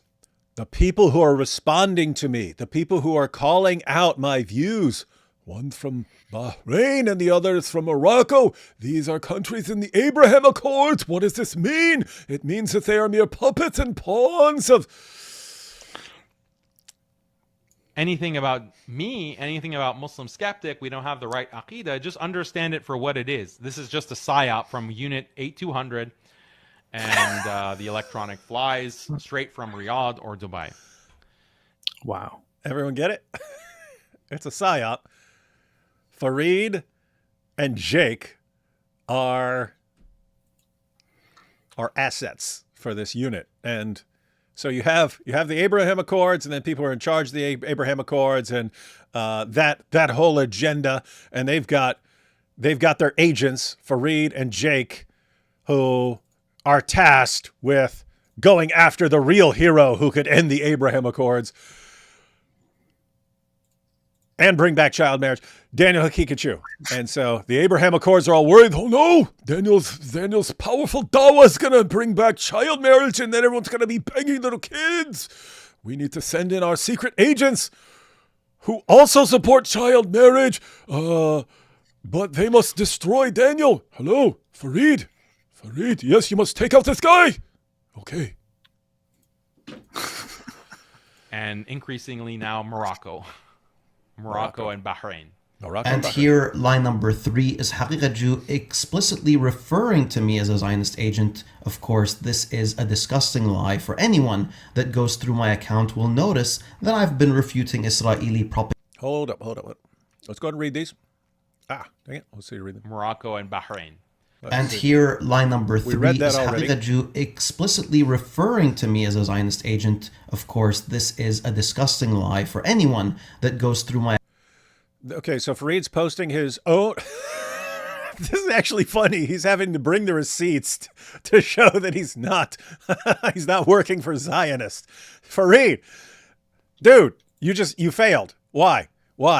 Because if you're actually working for Israel to achieve Israel's goals in the Muslim community, what would Israel tell you to do? Pretend to be against us. You're doing exactly what they would tell you to do. They would tell you, yeah, blast away at us, but here's where we need you to steer the Ummah. To be clear, Farid, I do not think that you're a Zionist operative or anything like that. I'm saying if you're talking If you to were, we would know. We would know. So. yeah, I'm saying if this is meant to respond to someone who thinks that you're part of this conspiracy working for the Zionists, saying, "Oh, but I criticize the Zion," that's not helping them, right? That's exactly what they would expect you to do as a Zionist agent. That's the point. So basically, you've changed zero minds here by this defense. People who didn't think you're a Zionist agent, you haven't changed their mind. People who did think you were a Zionist agent, this is exactly what they would expect you to say and do. If you're a Zionist And agent. keep in mind, Farid, we know what we're talking about. We know we know exactly what we're talking about. So this is Farid responding to Netanyahu and the IDF. And Farid says, the IDF claims that hospital destruction was due to an unintentional misfiring. Netanyahu claims that it was intentional. Wait, wasn't that actually a misfire? That was actually a misfire by the by the jihadis. Fired by the jihadis themselves. Yeah. Okay, Farid, you're not helping yourself right now. You're bringing up something from 2023 that you were exposed on eventually. So, yeah, that was a misfire, Farid. So I guess we can say your tweet is a big misfire as well. Account will notice that I've been refuting Israel. Testimonies about Al-Ahli hospital attack. Oh, okay, so he's actually... No, this was a Zionist. See what they've done. Nice try, Farid. Farid, you're not helping yourself by bringing up something that was later exposed. Israeli propaganda on Twitter. He even makes this claim against Jake. Wait, let's see. Was that something else? Where is it? There we go. Many people ask, what can I do for the Palestinians? You can affect others by educating them about plight and situation of Palestinians. The people of Gaza are on the brink of genocide. Wait, on the brink? I thought it was a genocide. Come on. And only a minority sympathize with them more. This is where we are at. Start now. Farid, you seem exactly like a Zionist agent who's sent to make the anti-Semites look as stupid as possible. Yes. I've never seen a bigger... He even makes this claim against... He even makes this claim, Islam, Judaism, and Zionism. Jake Bronkatella and Daniel Hagikatu. Jake, who he has cooperated with against Zionism in the past. The reality is that Daniel doesn't believe this, and nobody believes this. But Daniel has this habit of lying about people, hoping that some folks are going to be supportive of him. And of course, you'll notice that, yes, there are a lot of people that are supportive of him no matter what he says, especially when he's speaking about people that are hated or people that are from an opposing sect or from an opposing religion. If he makes the claim that Sam Shamoun or Christian Prince are homosexuals or necrophiles or whatever, you're going to have Muslims... Are you talking about his prophet? Yeah. Homosexuals and necrophiles. I mean, that's like Muhammad in a nutshell. Just toss in pedophile and you've got... Just toss in pedophile and covered in semen, you've got perfect description of Muhammad. Anyway, supporting him. If he makes any of those accusations against me, you're going to have some Shias supporting him, because I've been someone who's been very vocal in refuting Shiism in the past and in the present, alhamdulillah. But that's just the game that he plays. So don't expect evidence for his slander. Line number 4. Hagikatu claims that I work with Farid. As I explained on my last show, the whole goal of the Wahhabi network is to get my followers to abandon me because I'm too vocal in calling out Saudi and UAE normalizing with Israel. Rabbi Faris is working closely with Jake and Farid to coordinate this. Coordinate what?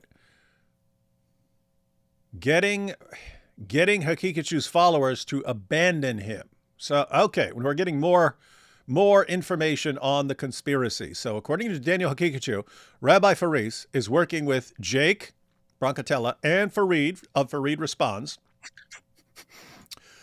to stop the powerful work of Daniel Hakikachu. You said Rabbi Faris. Yeah, and calling out Saudi and UAE normalizing with Israel. So, yeah, Israel's panicking over the powerful criticisms of Daniel Hakikachu. AP. Be honest. If you were the IDF, Mossad, anyone, and so on, if you were let's say you're Mossad, and you want an undercover Muslim agent to help you, right? To cause some problems for the opposition. Would you want A, Farid and Jake on your side to cause division in the Ummah? Or would you want one of your biggest critics to also be the world's leading defender of child marriage so that no one ever takes him seriously and everyone thinks, whoa, this is what Israel's up against? A bunch of guys defending pedophilia? Okay. Who would you actually want on your side? I would most definitely pick Daniel Hakikachu, because I know that guy is going to cause problems in the long run for the Islamist anti-Zionist narrative. So I would pick him. In fact, when I went to Israel, which happened after I had the debate with Daniel Hakikachu, I was told there that by several people who had like very close relationships with the government, that they really appreciated how I handled the debate, and they were very happy with it, and all that. They weren't very happy with Daniel Hakikachu's performance. And so what you would say is that obviously they told Daniel, build up a following for a while, start defending child marriage like crazy so that anyone who's not, worshiping you will think you're a complete lunatic, and then just start blasting away at Israel, and then debate the apostate prophet and do embarrassingly terrible and get completely humiliated. And that will completely discredit your the entire position. Powerful. The point here, Daniel, is if you wanted to say that Zionists are sending in Muslim agents to cause problems in the Ummah and to make things look bad and so on, you'd be a way better candidate. Because everything you touch turns to garbage, man. Everything you touch is tainted by you defending touching little kids. Well, Hamadi. This, of course, is another lie. Me and Faris don't even follow each other and have recently been publicly refuting one another. In fact, Hey, he called him Faris. You say Faris. He just called him Faris. Who am I supposed to believe? Faris is right. Okay. Faris actually warns people from taking knowledge from me. Farid, Bahraini. This guy looks funny for some reason. He looks like happy, like, hey. هذا والله تعالى أعلم. He's like the same as Abu Taymiyyah. Yeah, same. Wishwashi. Tamiya هذا I don't like. Oh, he doesn't like, sounds like he doesn't like Salafis. Because he's messing with, yeah, all right. Hang on, let's see. Now, it should be very obvious why Jake and Farid staunchly refuse to debate me or even have a polite conversation with me. Not only because they know they can't defend their religious positions, but also because they know I will push them in a way that reveals their connections to anti-Muslim UAE programs and Rabbi Faris. They know this would end their careers. Lie number 5. Hakikachu claims that I have connections to anti-Muslim UAE programs. Daniel, you've known me for years. You used to share my videos refuting kuffar for years. Until he found out that you're a Zionist operative. Instead of refuting me in my video, you're resorting to claiming that I'm a part of an anti-Muslim program now? Wallahi, this is pathetic. And Daniel, He said, Wallahi. remember when people were accusing So Farid said, Daniel is not Shia. Shamsi is not pro-Israel. This is Shamsi from Speaker's Corner who got the crap beat out of him for saying that you can interact with Israel, not just be, constantly at war. When you hate someone, you want to believe every claim made against them. But Islam teaches us to be fair with opponents, like the Jews. That's why we'll say that they worship Ezra, because we're fair with them. This is it. You can't say it, Farid. Also, a random Muslim's slander doesn't gain more weight just because he wrote it in an Israeli blog. You of being a Rafidi, I defended you. And I'm saying this right here publicly, despite Haqiqa Jew being a supporter of Hezbollah and Iran and a defender of Khomeini on multiple occasions, I don't believe that Haqiqa Jew is a Shi'i. He is a liar, though, a shameless one. Line number... I don't believe that he's a Shi'i. He is a liar. That was actually a good one for you. He is a liar. Daniel says he has the same priorities as other Madhalis. Target and destroy pro-Palestinian Islamist groups and individuals relentlessly attacking their Aqidah. Yeah, Madhalis are a section or a faction within the Salafi movement that are basically like Extremely loyalists to governments in the Middle East, and that basically abstain from any criticism to the ruling powers and the ruling peeps and all that. So they are basically politically in line with the Middle Eastern countries. That's what the Madhalis are. And Daniel Kikichu really doesn't like them. He really hates them. So he says, target and destroy pro-Palestinian Islamist groups and individuals by relentlessly attacking their Aqidah, causing division to discredit them. I mean, discrediting them to cause division. Brilliant. 6. Haqiqa Jew claims that I target and destroy pro-Palestinian Islamist groups and individuals by relentlessly attacking their Aqidah. Yes, very rude. Very rude. Haha, that cat was walking all over his Quran. Now, if you're reading this tweet, you're thinking that Haqiqa was referring to me attacking the Aqidah of Hamas or some sort of aid organization, which of course would be an absolute lie. But my assumption is what Haqiqa Jew means, if you actually pressure him, is he's going to say something like, yeah, Farid... Hold up. I just have to point out, that cat is walking all over all those Islamic books. That cat like, You see me? I walk all over your books, Luther. You see? I step on them, you see. You're going to call me Kufar? You're going to call me a Kufar? What are you going to do about it? I step on your books. I stand up here on this shelf, and then I pee on the shelf, and then it runs down on all your books, and then I poop on the... dumb cat. Oh, boy. is attacking me, and I'm a pro-Palestinian individual, and he's attacking a pro-Palestinian Islamist group, which is my Muslim skeptic group.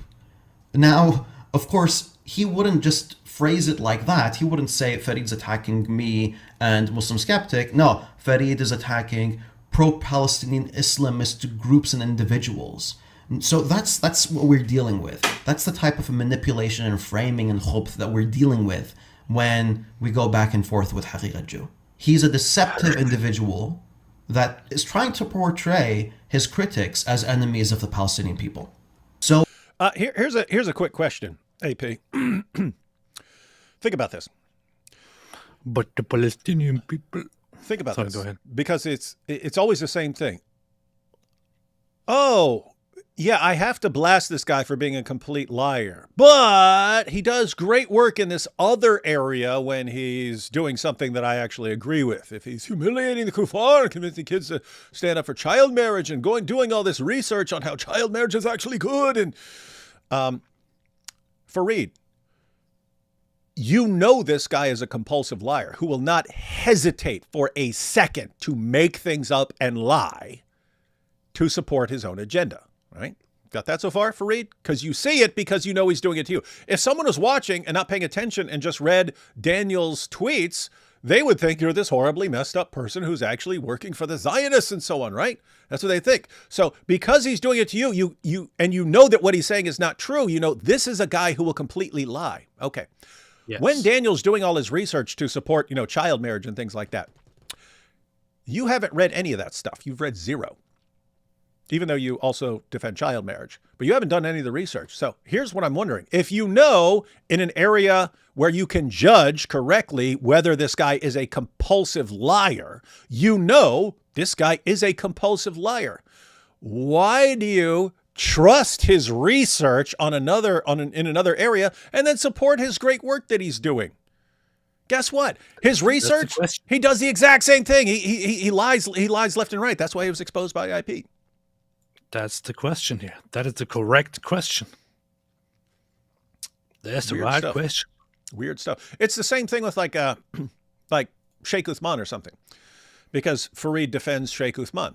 Sheikh Uthman faked a hate crime against himself, squirted fake blood on himself, and then blamed the kuffar and stuff. And he could have gotten away with that. He could have gotten away with that if he hadn't then lied and said that the guy was arrested and taken to court and tried and convicted, and this guy's in prison. And someone told me that he actually went further and said, but then the guy investigated Islam while he's in prison, and now he's a Muslim. Now he's a Muslim, alhamdulillah. And it's like, and no one can find any of this stuff. No one has any record of this. Prosecutors, the police have no evidence. They have no police report. Nothing ever happened. No one went to trial and so on. And he's just going around telling people this. This is the same guy who his Dawa buddy, sent his wife to Sheikh Uthman for marital counseling. And Sheikh Uthman banged the wife and then married her, even though she was still married to the other dude. This is the same Sheikh Uthman whose original wife, assuming that was the original wife, they didn't have more before that, who had to file a restraining order against him a little while back for choking her and beating her and all these other things. And it's like, all Sheikh Uthman ever does is lie compulsively. But you're fine with it because he's on your side. So Farid, but he's doing good things for the Ummah, man. That's what I'm saying. Sheikh Uthman is on the same side with Farid. Is sitting here saying, guys, just because you're on the same side with someone on, some ideological level doesn't mean you can agree with all this, doesn't mean you should agree with all this terrible behavior and so on. But Farid, that's exactly what you do. Sheikh Uthman does all this horrible stuff, is a compulsive liar, but he's on your side, so you defend him. So have to call you out, Farid. Total hypocrite on this one, Bud Rowe. But hey, he's doing good stuff for the Ummah, man. Sheikh Uthman is doing good stuff for the Ummah, so. He's humiliating the kuffar. And his wife by choking her. And his friend by banging his wife. And common sense by faking a hate crime against himself and thinking we can't tell what fake blood is. You see? Go ahead and try to convince your audience that you're not lying. Don't try to convince my audience. Don't try to convince me. We all know that you're full of it. Try to convince your audience that you're not lying. Line number 7. Haqiqat Jew claims that I secretly... Farid is an ignorant Mudcully who deliberately lies about... Daniel accusing someone... Deliberately lying about him? Wow. The greatest liar in the world is accusing somebody else of lying about it. That's funny. That's what they do, man. That's what they do. And it's exactly what Sheikh Uthman would do. Someone actually came when he was speaking in a mosque and said, hey, I'm interested in you providing evidence. We can't find any evidence of this guy. We can't find any evidence of this guy. And then Sheikh Uthman attacked the guy and got him laughed out of the mosque. I never denied that this is shirk. This is what I said in the same live stream he is citing. But he is too dishonest to acknowledge this. No matter how many times I say it, low IQ Wahhabis will always misunderstand. Saying that something is not known with certainty to be shirk does not mean it is not shirk. Okay, I'm not going to read all of this. What a useless discussion, man. Yeah. That millions of Shias and Sunnis are apostates and that they deserve to be killed. For this one, I'm going to be providing... Look at this. Farid does Taqiyya in all of this.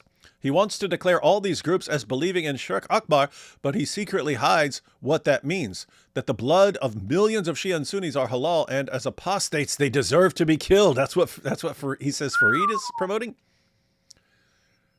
The blood of millions of Shia and Sunnis are halal? Wait, the blood are halal? Dude, learn some basic grammar. The blood are halal. Shias and Sunnis are apostates and that they deserve to be killed. For this one, I'm going to be providing a refutation by Haqiqat Jew himself. Sheikh Al-Alwan is not saying kill Shia. So Many, Sheikh, there are the many fact Sunni that- scholars. There are the fact that many it's Sunni student- scholars. Way there are, too much. I hate to do this, guys. There are many We could Sunni go on any scholars that topic forever. make takfir of Same also Shia. as I don't jihad, agree your with that, opening but statement that was doesn't mean they support only killing personal Shia. So you see, when Haqiqaju likes someone, he will say that their public takfir of people doesn't mean that they want someone dead. However, when it comes to me, someone he doesn't like, he'll attribute a belief to me, claiming that I'm doing taqiyya, meaning that it is a secret belief and that I want. Taqiyya. Yeah, guys, if you didn't understand that point, Daniel is here accusing Farid of Taqiyya and so on. That's one thing.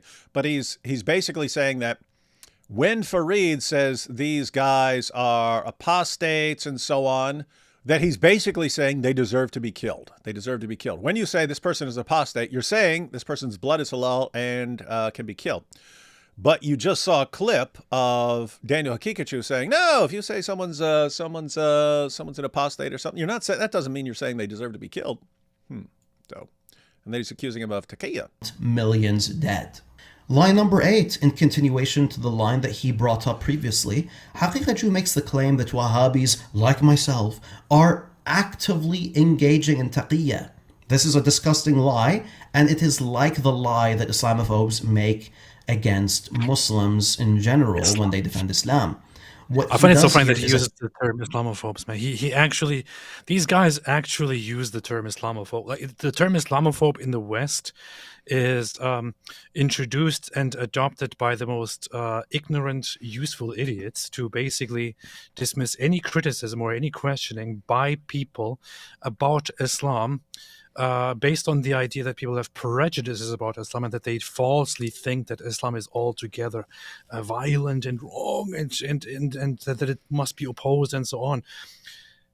People usually call others Islamophobes because they want to prevent people from assuming that Islam is actually this violent, expansionist, intolerant religion. The problem here is when Farid uses the term Islamophobe, we are speaking of a person who actually believes that apostates should be executed, right? That I should be executed, for example. He believes in a future possible reconciliation of Muslims and the reestablishing of the caliphate. He believes in slavery. He believes in sex slavery. He believes in pedophilia. He believes in punishing blasphemers. He believes in religious wars and so on. He is in a way similar in his views and in his beliefs to Daniel Haqiqatu. The two guys just have certain disagreements with each other here, but they are very much Islamists who defend the average Islamic political idea, which if we pointed it out, we would be called Islamophobes, but these guys actually believe in it. So for him to sit here and call people Islamophobes is just ridiculous and ironic.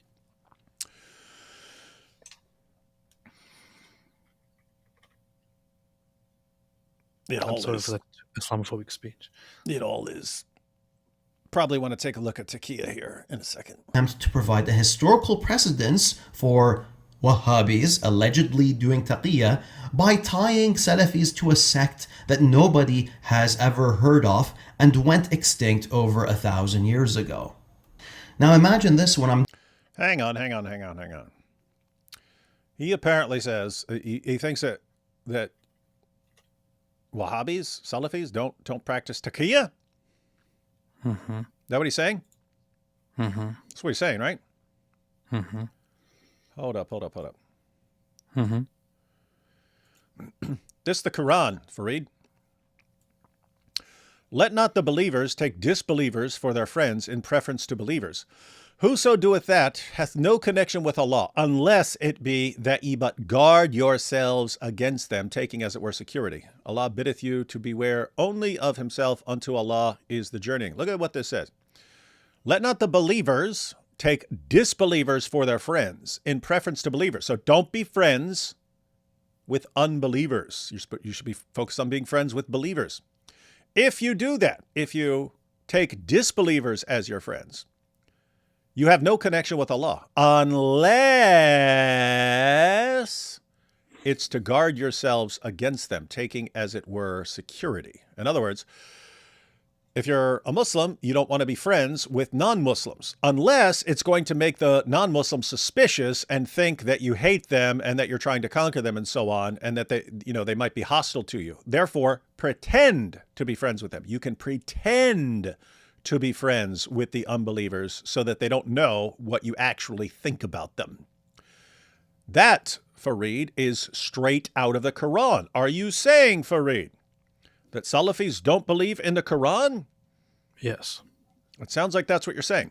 Now, Yes. since Farid thinks that this is just some sort of Shia issue or doesn't apply to him or something like that, let's go ahead and take a look. There's a commentary of Ibn Kathir, the great Shia commentator Ibn Kathir. Ibn Kathir.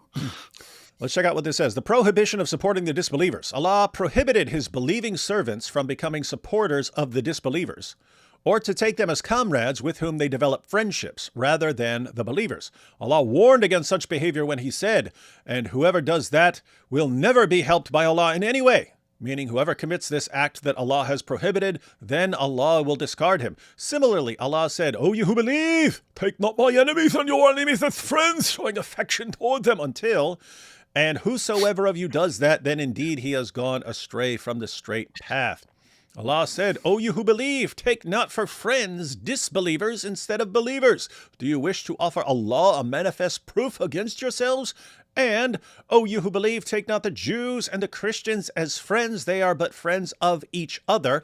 And whoever befriends them, then surely he is one of them. Got this so far? So lots of commands here. Don't be friends with the unbelievers. Don't be friends with the Jews and Christians. If you do, you're one of them. Very clear. Allah said, after mentioning the fact that the faithful believers gave their support to the faithful believers among the Muhajirin, Ansar, and Bedouins, and those who disbelieve are allies of one another, and if you do not behave the same, there will be fitna and oppression on the earth, and a great mischief and corruption. And here we go. This commentary on the verse we just read, Surah 3, verse 28. Allah said next, unless you indeed fear a danger from them. So all of that was Ibn Kathir commenting on don't be friends, don't take the unbelievers as friends in preference to believers. And then you get to unless you indeed fear a danger from them. Meaning, except those believers who in some areas or times fear for their safety from the disbelievers. In other words, if you're a Muslim living around non-Muslims and the non-Muslims completely outnumber you, then you'd have to be concerned about letting them know what you really think about them and that you can't stand them and that you want to subjugate them. If they come to know that and they completely outnumber you, you'd be in danger. Therefore, what do? You pretend to be friendly. You pretend to be buddies with them. You pretend that you like them. Isn't that interesting? Because it's exactly what we see in Western nations. No, Islam is peace. We just want to get along with everybody. In this case, such believers... Okay, let me read that again. Unless you indeed fear a danger from them, meaning except those believers who in some areas or times fear for their safety from the disbelievers. In this case, such believers are allowed to show friendship to the disbelievers outwardly, but never inwardly. In other words, pretend outwardly to be friends with them, even though inwardly you hate them and want to conquer and subjugate them. For instance, Al-Bukhari recorded that Abu ad-Darda said, this is one of Muhammad's companions, we smile in the face of some people, although our hearts curse them. Al-Bukhari said that Al-Hasan said, another companion of Muhammad, the Taqiyya, is allowed until the day of resurrection. Guys, this is a Sunni Muslim commentary, considered one of the greatest commentators of all time, commenting on Surah 3, verse 28, quoting multiple verses from Allah, and then quoting Bukhari about Abu ad-Darda and Al-Hasan, Muhammad's companions, saying, no, of course we do this. Of course we pretend to be friendly. Of course we deceive people into thinking. Of course we smile in the face of some people, even though inwardly our hearts curse them. And this is allowed until the day of resurrection. I don't know why you keep saying N-word, but whatever. I just have to wonder,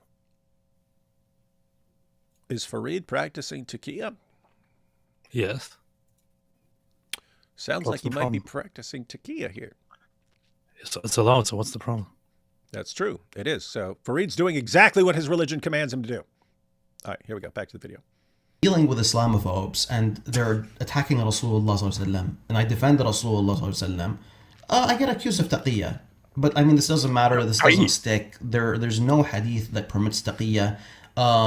The only exception for taqiyya is if you have. There's no hadith. Wait, let him finish. Wait. We just read from Bukhari. It's Ibn Kathir, but he's quoting Bukhari. Like a gun stuck to your head or a sword stuck to your neck or whatever. Bull. Look at what he just said. It's only allowed. Taqiyya would only be allowed if you have a gun to your head. In other words, someone saying, "If you're a Muslim, I will blow your brains out." Then you could say, "No, I'm not a Muslim." Is that what 328 was saying?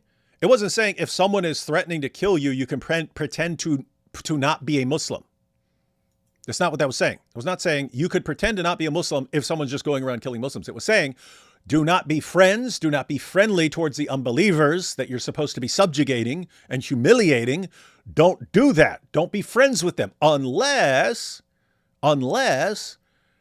doing so, unless letting them know what you think would put you in some sort of danger or make them more critical or more hostile towards you. And you're not pretending not to be a Muslim. You're pretending to be friendly. You're not pretending not to be a Muslim in this kind of taqiyya. You're pretending to be friendly. You're pretending to not hate them. You're pretending that you're not going to subjugate them. That's not the same thing as having a gun to your head and you saying you're not a Muslim. This is the Ummah deliberately deceiving the non-Muslim population and pretending to be friendly, pretending to live in harmony with them because you're outnumbered. And that's exactly what we mean when we say you guys practice taqiyya. Right. It is kind of funny though that some people would come, like critics would come and accuse Muslim apologists of practicing taqiyya, and would possibly also accuse Daniel Kikic of practicing taqiyya. And if he denies it, we could basically go back to his accusations against Farid and say, aren't you here claiming that Farid practices taqiyya? So you are saying that your fellow Muslim apologists could and do practice taqiyya. So how can we be sure that you are not doing it as well? Mm-hmm. And you know what? Once you understand that these guys are allowed to deceive in various ways, Muhammad said war is deceit and so on. It's a weird situation where you have to try and figure out when they're lying and when they're not lying, because they're going to say the exact same. In other words, if you have a peaceful Muslim, you have totally peaceful Muslims who don't want to hurt you and so on. And so what's a totally peaceful Muslim going to say? Hey, what are you talking about, man? Islam's religion of peace. I don't want to hurt you. Okay. If you're actually a Muslim who wants to subjugate people and conquer them and take their wives and stuff, but you understand that you're allowed to deceive people, what are you going to say? Going to say the exact same thing that the actually peaceful Muslim says. So the point is, you've got one Muslim saying one thing, and he wants to subjugate you. You get another Muslim who's saying the exact same thing, and he doesn't want to subjugate. How do you tell the difference? Rough. But what Sunnis do, what I do, and I say, hey, listen, taqiyya, that's a Shi'i thing. You have chapters. What? Did you not hear a word I just said, Farid? I just read the Quran and one of your greatest all-time commentators who's quoting Bukhari and multiple companions of Muhammad. You're like, oh no, it's a Shia thing. That's what I mean. It sounds like you're being deceptive. It sounds like you're being deceptive right now. Anyway. It's about Taqiyya and Shi'i books, okay? Haqiqat Juhiri is trying to level the playing field. He's like, no. Even the Salafis, they do have Taqiyya. And they're linked to this group called the Najdat. And again, I've never heard of this group in my life until just recently when he started posting about it. He's ignorant. And he's trying to link us to them. Subhanallah, yani, this is the game that this guy is playing. So well done, Daniel, for giving. What'd you say? This is very deceptive, bro. Kuffar ammo against the people that are defending Rasulullah sallallahu alaihi wasallam. Well done. By the way, it's a terrible argument, but well done. Line number 9. Let's see. Farid, stop playing games. You and Jake do believe. You do believe. You just believe killing takes place. Oh, so he's saying you guys do believe in killing all these people. Okay, interesting. Hey, but I want to thank Daniel Kikic for confirming for us that that Muslim apologists like Farid are actually engaging in Taqiyya. Thank you, Daniel. Thank you I for appreciate proving your point. Yeah, we should take screenshots of all this stuff and say, you see, Daniel admits that all these Salafis are practicing Taqiyya. Don't blame us. Don't blame us when we say these Salafis are practicing Taqiyya. Even Daniel Hakikachu, the world's leading defender of child marriage and therefore the greatest defender of Islam, has acknowledged that they practice Taqiyya. Is there a better defender of child marriage than him, if even he admits it? You see? Proof. This is the proof. Who claims that I'm doing taqiyya and I believe that he should be killed when I've expressed the opposite. So apparently, Farid, you see, listen to what Farid said. So Farid, let me get this straight. He's accusing you of practicing taqiyya. You're lying to cover up what you really want. And then to prove that you're not lying, you post a tweet where you said, "No, I don't want you dead." Farid, again, this won't help you. If someone thinks you're lying about your true intentions, then saying, well, what? I said I don't want to kill him. That does not prove your point. So in other words, anyone who already agreed with you, they're still going to agree with you. Anyone who thought you're lying to cover up your true intentions is not going to be impressed with something they can interpret as you lying to cover up your true intentions. That's what they do. That's what they do. anything I say is taqiyya if Haqiqaju doesn't like it. Line number 10. Haqiqaju claims that I do mass takfir on Ash'aris and Maturidis, which I don't. I actually have worked with them in the past when refuting kuffar. Haqiqaju is aware of this, as you can see. But Taqiyya, what? I can, I know for a fact that this is a lie. So I have to completely here stand with Farid, which is very funny because I know for a fact that Farid does not do this because Farid has worked with such people against me, for example, when he got together with some Ash'ari guy to refute me, supposedly. So this is completely done like Hakikachu lying about his fellow Muslim. The guy is just completely unhinged, man. Weird stuff, man. This tweet as well. I'd also like you to keep in mind that he is claiming that I'm doing taqiyya in regards to Hindu temples, which shows you the mentality of this person. This guy will ask me to condemn this and that, and even if I call this shirk or kufr or haram or whatever, if he gets an answer that doesn't implicate me, he'll say, this is taqiyya, as you can see here. Lies number 11, 12, 13, 14 were made by Haqiqaju, who attributes the It is acceptable to call upon jinns for assistance. It is acceptable to secretly alter classical collections of hadith and fiqh. It is acceptable to believe that hell is temporary and the universe is eternal.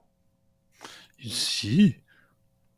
following positions to me and Jake, and he says that these are things that I secretly believe in. But Haqiqaju does express one truth on February the 12th, which is that he's intentionally ascribing views in an inaccurate way to You and Jake constantly assert that I'm a shirk apologist at the top who denies that blah, blah, blah, blah, blah, blah, blah, blah, blah, blah, blah, blah, blah, and at the bottom there. But if these are your standards, then do not cry about lack of precision and nuance in how I describe your views, especially given that I am far more accurate than you. That's not exactly saying that I'm deliberately being deceptive or something like that. He's saying stop complaining if I'm not precise and nuanced when I respond to you, because I'm more accurate than you guys are when you're responding to me. So I don't know. It sounds like Farid is practicing Taqiyya here. which is that he's intentionally ascribing views in an inaccurate way to me. Take your time and read this tweet carefully. Line number 15, Haqiqaju claims, I aggressively defend Taqiyya. the idea that Islam has no problem with calling on jinn and requesting assistance from them. This is especially ironic since he said that this is my secret belief in the previous screenshot. How is it a secret belief? And then he claims I'm aggressively defending the idea. Of course, this is another lie by Haqiqaju. By the way, I'd like to show you an example of how Haqiqaju treats the Shi'as versus how he treats Sunnis like myself. There's a fatwa from Khamenei from the leaders of the Shia, from the leaders of Iran, specifically saying it is haram and it is a disgusting thing to curse the Sahaba, including by name Abu Bakr, Umar, and Aisha radiallahu anha. And Uthman, I believe they included as well in the official fatwa that they published. Okay, so if you listen to these figures, they're not cursing the Sahaba in their speeches either. The supreme leader of Iran. So, guys, if you don't know what that's about, one of the criticisms that Sunnis have of Shias is that Shias will curse people like Abu Bakr and Aisha and various companions of Muhammad and so on. And he's saying, no, he's rushing to the defense of the Shias, saying, no, the leaders condemn it. Yeah, you might find individuals and so on, but the leaders, they say don't do this. So stop being so hostile towards Shias. But then you see how he acts towards Salafis. So seems like he wants to cozy up with Shias far more so than he wants to cozy up with Salafis. So Farid's right about that. And they have an official fatwa. So if you say it's taqiyya, in private they're doing this and that, it doesn't matter. What are they saying in public? We judge by the apparent. Okay, so Daniel, my request to you is please treat me in the same We judge by the apparent, not by what you really are. We judge by what you're pretending to be. What a joke. way that you treat the Shias. You defend them against accusations, even though you know that they hold those beliefs, and you know that they make these statements out of taqiyya. However, when it comes to me, you attribute things that you know I don't believe in, and you accuse me of taqiyya. Ajib. So please. Yes, and again, just to be clear, look at what Hijab just said. Okay, so publicly they're saying this. So who cares what they really believe, and who cares if they're actually being deceptive? You have to judge people based on what they're portraying themselves at, not what they're like behind the scenes. He just said that about Shias. And what's he doing with Jake and Farid? He's saying, oh, they're saying this, but really they're working behind the scenes for Israel. And wait, make up your mind, dude. Make up your mind. Daniel, treat me in the same way that you treat the people that insult and curse Abu Bakr and Umar. May Allah be pleased with them. By the way, guys, there are more laws. Be pleased with who? The people who curse them, or? The funny thing is that I so don't care about this little conflict between the Shia and the Sunnis. No, it's like me neither. Than this is just 15. I just want to give you a taste. If I wanted to, I could give Daniel the Christian Prince treatment and give him the whole 100 Lies playlist. And it hurts me to say this, but once upon a time, when I was working on those Christian Prince videos, I used to think to myself, Alhamdulillah, there's no one among the Muslims that's like this. And it hurts me to have to say that, yes, there is. Hurts me to have to say, yes, there is. And his name is Daniel Hakikachu. Farid, you just sat there the entire time talking about how mean Daniel Hakikachu is to you. And then your takeaway message is, He's exactly like Christian Prince, except a Muslim. Here's the funny thing. I mean, if Farid actually sits there, right, and thinks to himself that there is nobody who is a liar like supposedly Christian Prince, and he still thinks that, and he still thinks that only Daniel Hakikachu is now the great liar, I must say that Farid is either very stupid or just very dishonest. And I'm not sure if he is dishonest about this to simply the public or to himself, because I know of one other guy who is incredibly dishonest, who is as dishonest as it gets. I can think of another very popular Muslim apologist who is as dishonest as it gets. In fact, I could list so many lies that this guy has made. And that would be Mohammed Hijab. No, he speaks the truth because he's very strong. Farid knows that Mohammed Hijab is such a brutal, hardcore liar. He knows this. If he doesn't know it, then I really question his intellectual, capabilities or whatever it is. But he knows that this guy is a complete liar. He knows that Dawa is a big liar. He knows that other people, you mentioned Sheikh Uthman, for example, have lied on so many multiple occasions in public. you know that these guys are complete liars. And by the way, it's interesting. It's like that there's a good overlap between the guys who are compulsive liars and the guys who are obvious narcissists.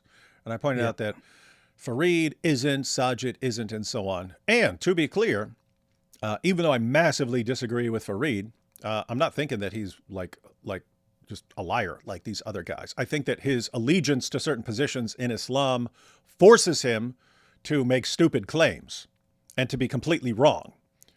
But I don't, I think it's because his allegiance to Islam sort of compels him to take those responses, not because he's just sitting there thinking up lies. So just to give an example, something we've gone back and forth in the past on is we point out that in the Quran, Allah repeatedly declares that Muhammad couldn't perform miracles. He's just a warner. And then Farid will deny that and say, but Muhammad performed all these miracles in the hadiths. And so, whereas we're looking at that going, okay, these hadiths are obviously made up. If according to the Quran, Muhammad spends his entire prophetic career coming up with excuses for why he can't perform miracles, and suddenly we go to the hadith and he's performing miracles left and right, obviously obvious that those are fabricated. But those are sahih. So from his perspective, he has to believe those things. And so he has to reinterpret the Quran in light of these obvious fabrications and so on. So I don't think he's being deceptive when he says, no, Muhammad performed all these miracles. He really believes in the methodology and so on. And therefore, he says stupid things.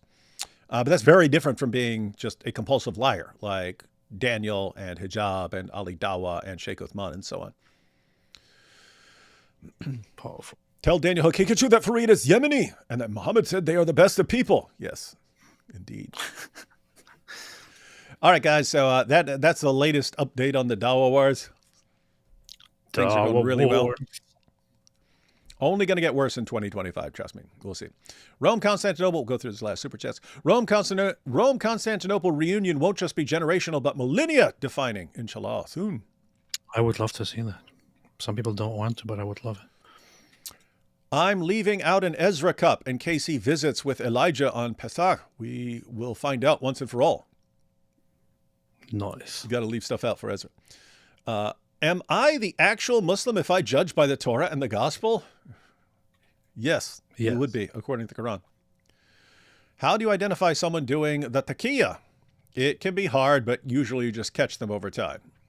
The most straightforward to catch them is when they're actually exposed. Like after the 9/11 attacks and so on, there were people, this has nothing to do with Islam. And they'd later get video footage of them celebrating behind the scenes and stuff and calling them the glorious martyrs so you can catch people like that. But Dizzle, shout out my daughter Lydia. Hey, Lydia, how you doing? Be based like us. Super chat, no comment, but thank you, Rafo. MT says, AP, have you seen Candace O spreading fake picture of a Syrian baby saying it's Gazan and that Randy Fine endorsement means America is controlled by Israel? Don't even think she's been community noted. Is that true?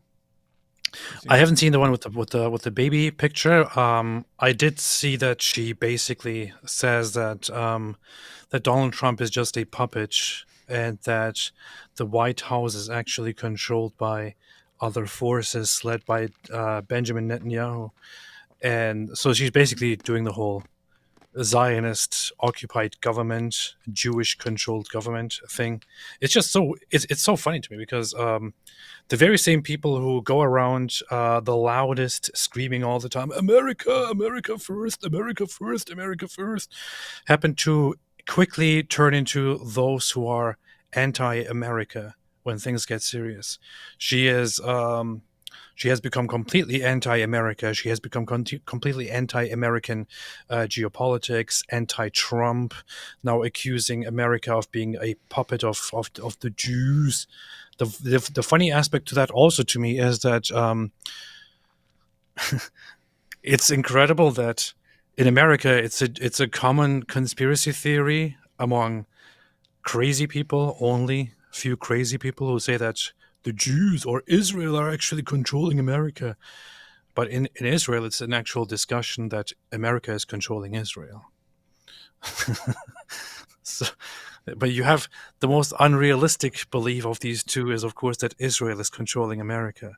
But you have people like Candace Owens openly and proudly saying dumb stuff like that, and also arguing that the Jews are in charge and so on. She's obviously a crazy nut job. She is a I mean, she was hired because of her skin color. That's it. And is now and was turned into a speaker who simply says the dumbest and latest dumbest things that people want to hear. She doesn't have an opinion of her own. She just repeats whatever her husband says. So it's just a shame that we have to put up with such a public figure. D. Wood, opinion on the dolphin grape crisis in Pakistan.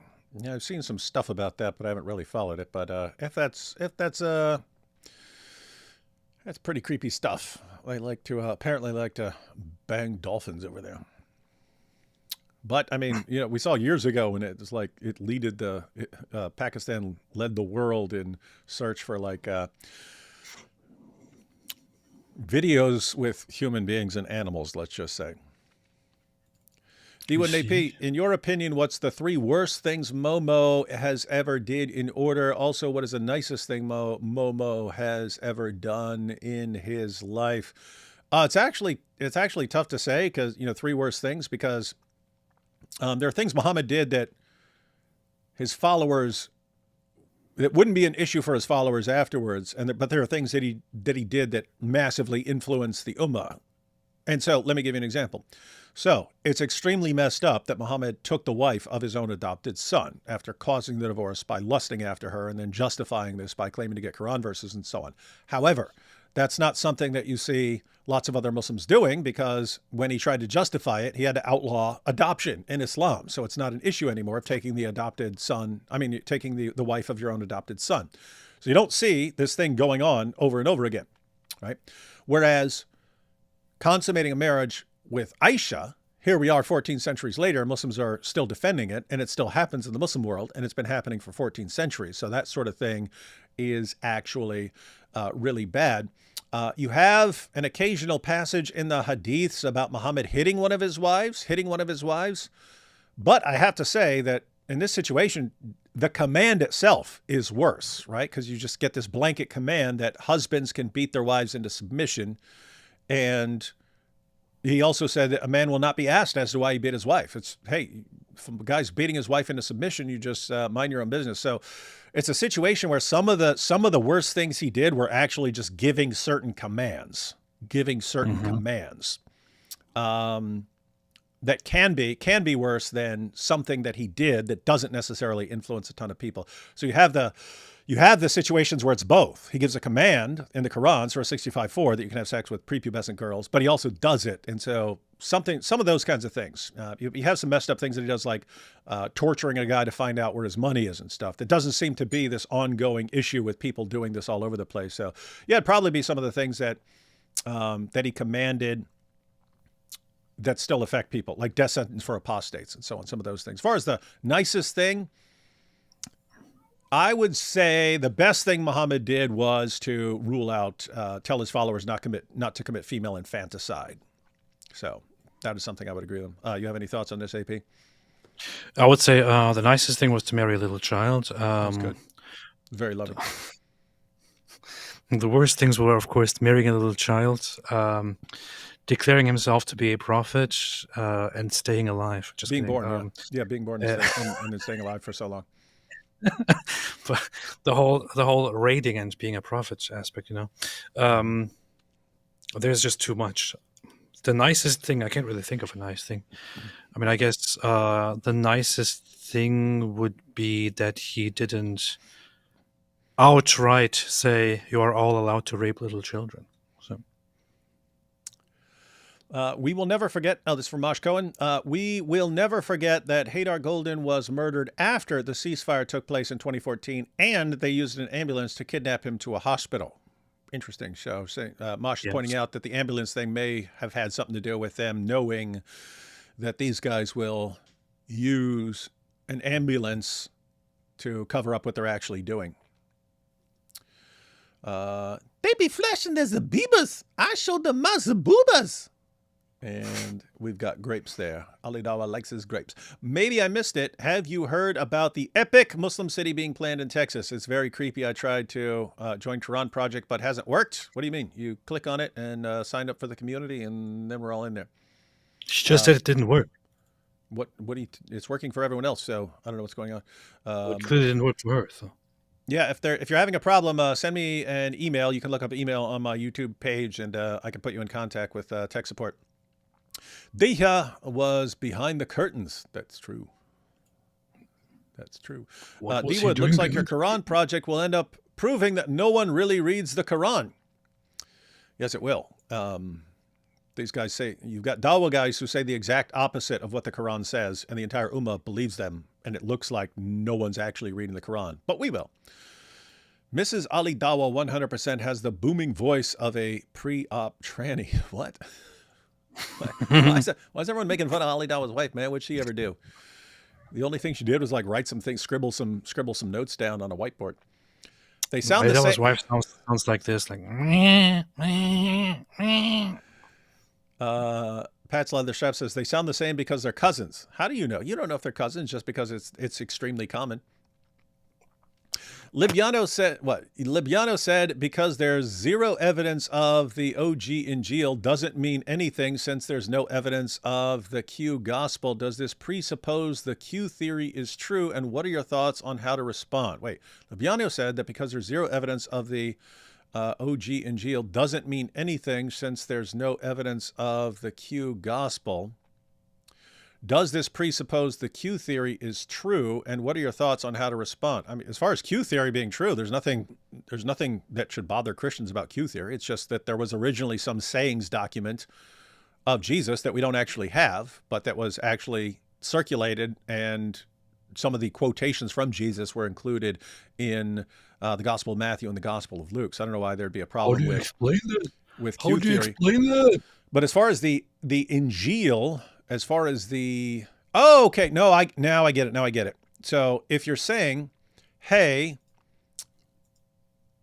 the Quran says there's some sort of Injil given to Jesus, and you say, oh, but we have no evidence of this. We have no evidence of this gospel given to Jesus, and you say, but there's no evidence of the Q theory or something. No, you have all kinds of evidence of the Q theory. You have all kinds of evidence. You have no evidence of some book given to Jesus. You don't have that. But besides that, this is all irrelevant, because the claim of the Quran is not the claim of the Quran is not there's some lost gospel of Jesus. The claim of the Quran is that Christians have the gospel, and the Quran says the gospel is given to Jesus. So that's a point. The problem is for Muslims. That's a Muslim problem.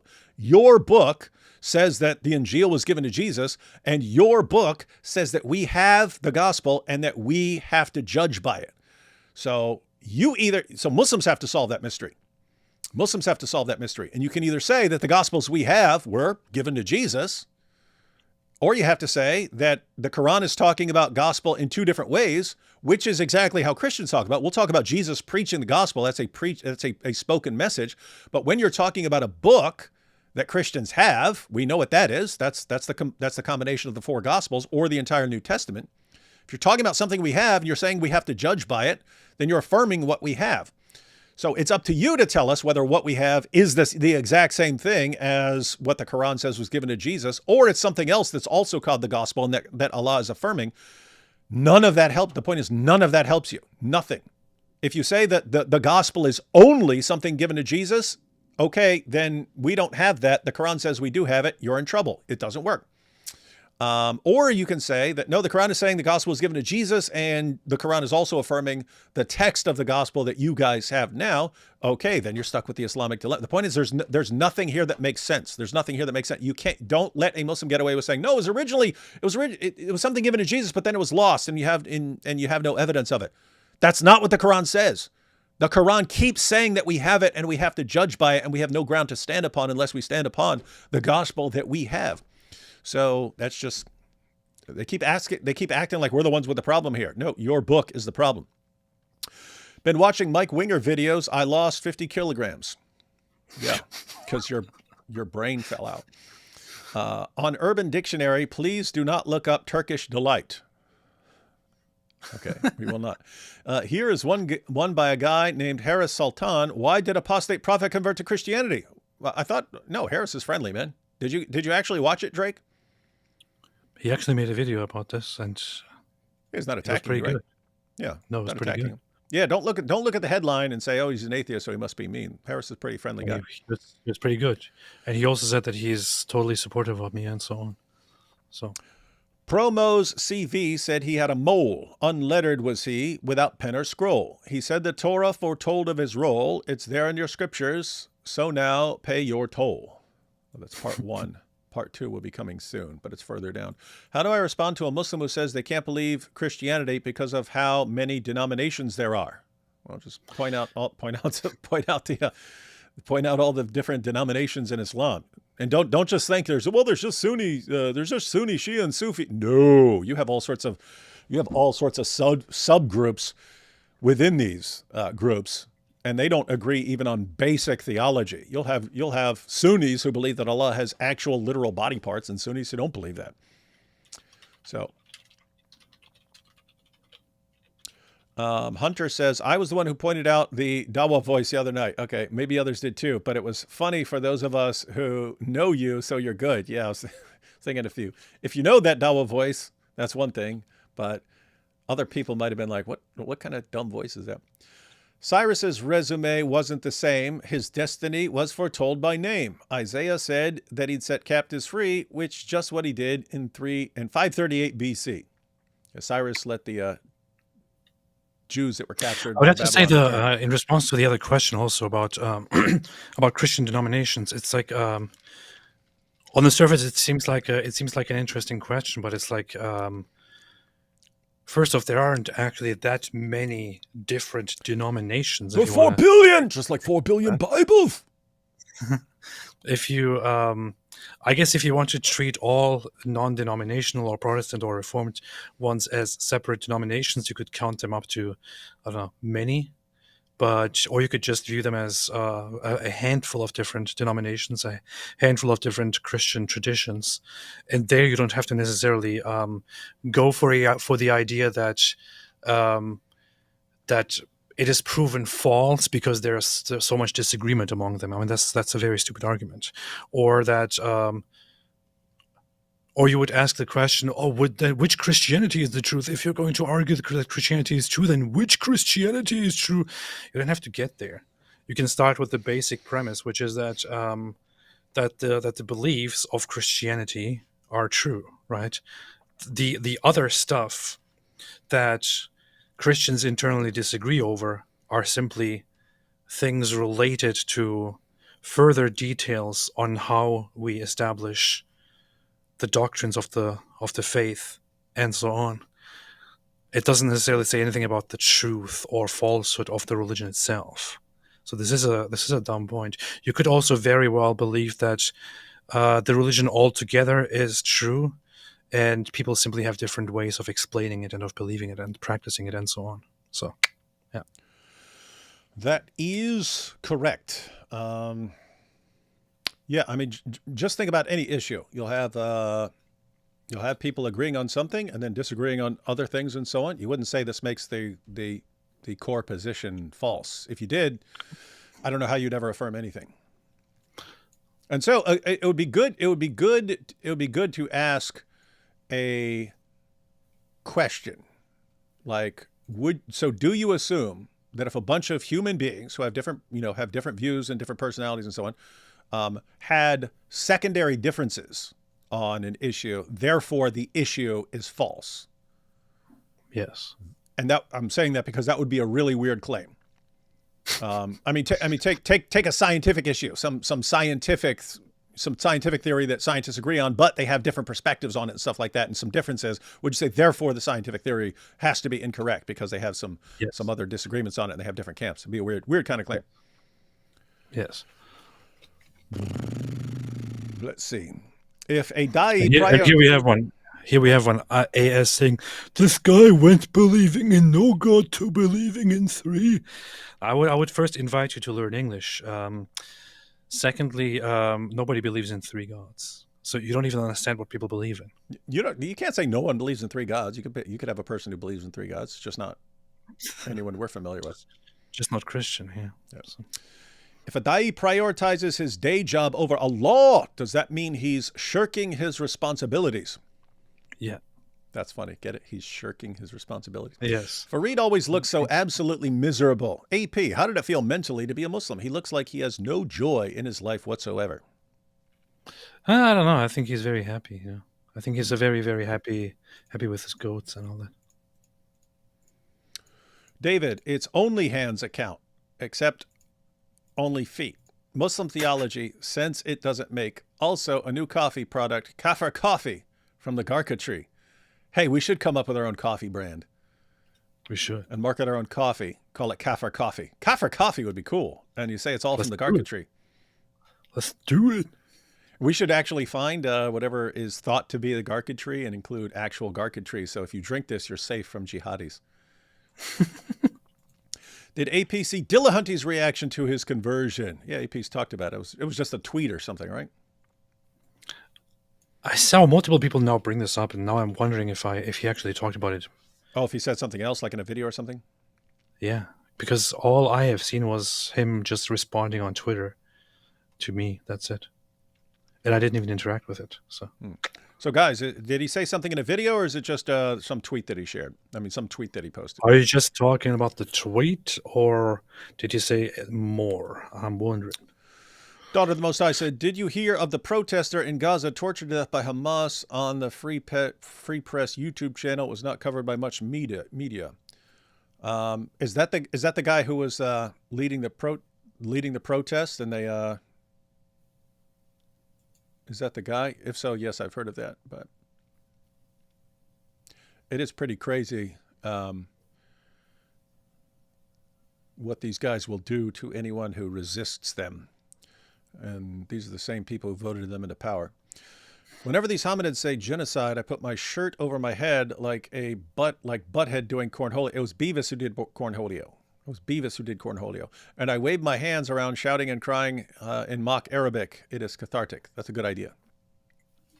But get your facts right. It was Beavis.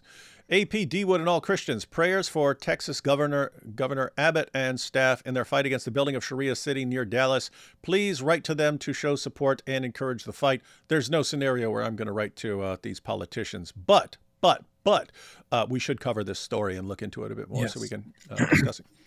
Daniel, you should keep to what you do best, defending marrying children. How dare you? Stop with the malicious lies. Look, it's Rabbi. Rabbi Farid. It's actually got Farid on there as a rabbi. Farid has been exposed. He's actually an undercover rabbi. At this rate, Attilanti actually talked about it briefly on an episode of The Line. Oh. I've never watched The Line, but I don't know. You should, we should get it and get together a couple clips. It would actually be a super based show, and we can humiliate everyone who whines about AP. At this rate, will Dawa flush this year or remain an embarrassing floater? Will it remain an embarrassing floater? I think this is going to be the worst year ever for Dawa. Dawa. Would Farid say that Daniel Hakikachu is mapping the way for Muslims? Yes. David AP, do you guys think Muhammad made Islam up by taking ideas from other religions, or he was actually visited by a demon and was brainwashed and stole ideas from other religions? I think you could argue it either way, and that you have good evidence for arguing it either way. So you basically have three main options. Either he's getting his revelations from God, like he thought, in which case I'd say you have the least evidence for that. That's like terrible, and you have too much evidence against it. But the other two possibilities are that he was deliberately making up revelations, or in other words, his revelations have a purely human origin, namely his own mind. Or keep in mind, if his revelations have a purely human origin, like his own mind and his surroundings and so on, there's two directions to go there. He could be doing so deliberately, or like just he's got mental problems and he thinks he's getting revelations even though he isn't. And then the third possibility is that there's something demonic at work.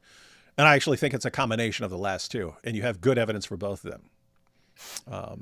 That this guy had one, you have evidence that this guy has some serious issues, and I would say you have some good evidence for demonic influence on him. Just wanted to wish you a happy of all birthdays in advance. Hey, how'd you know it's my birthday in 2 days? How'd you know it's my birthday?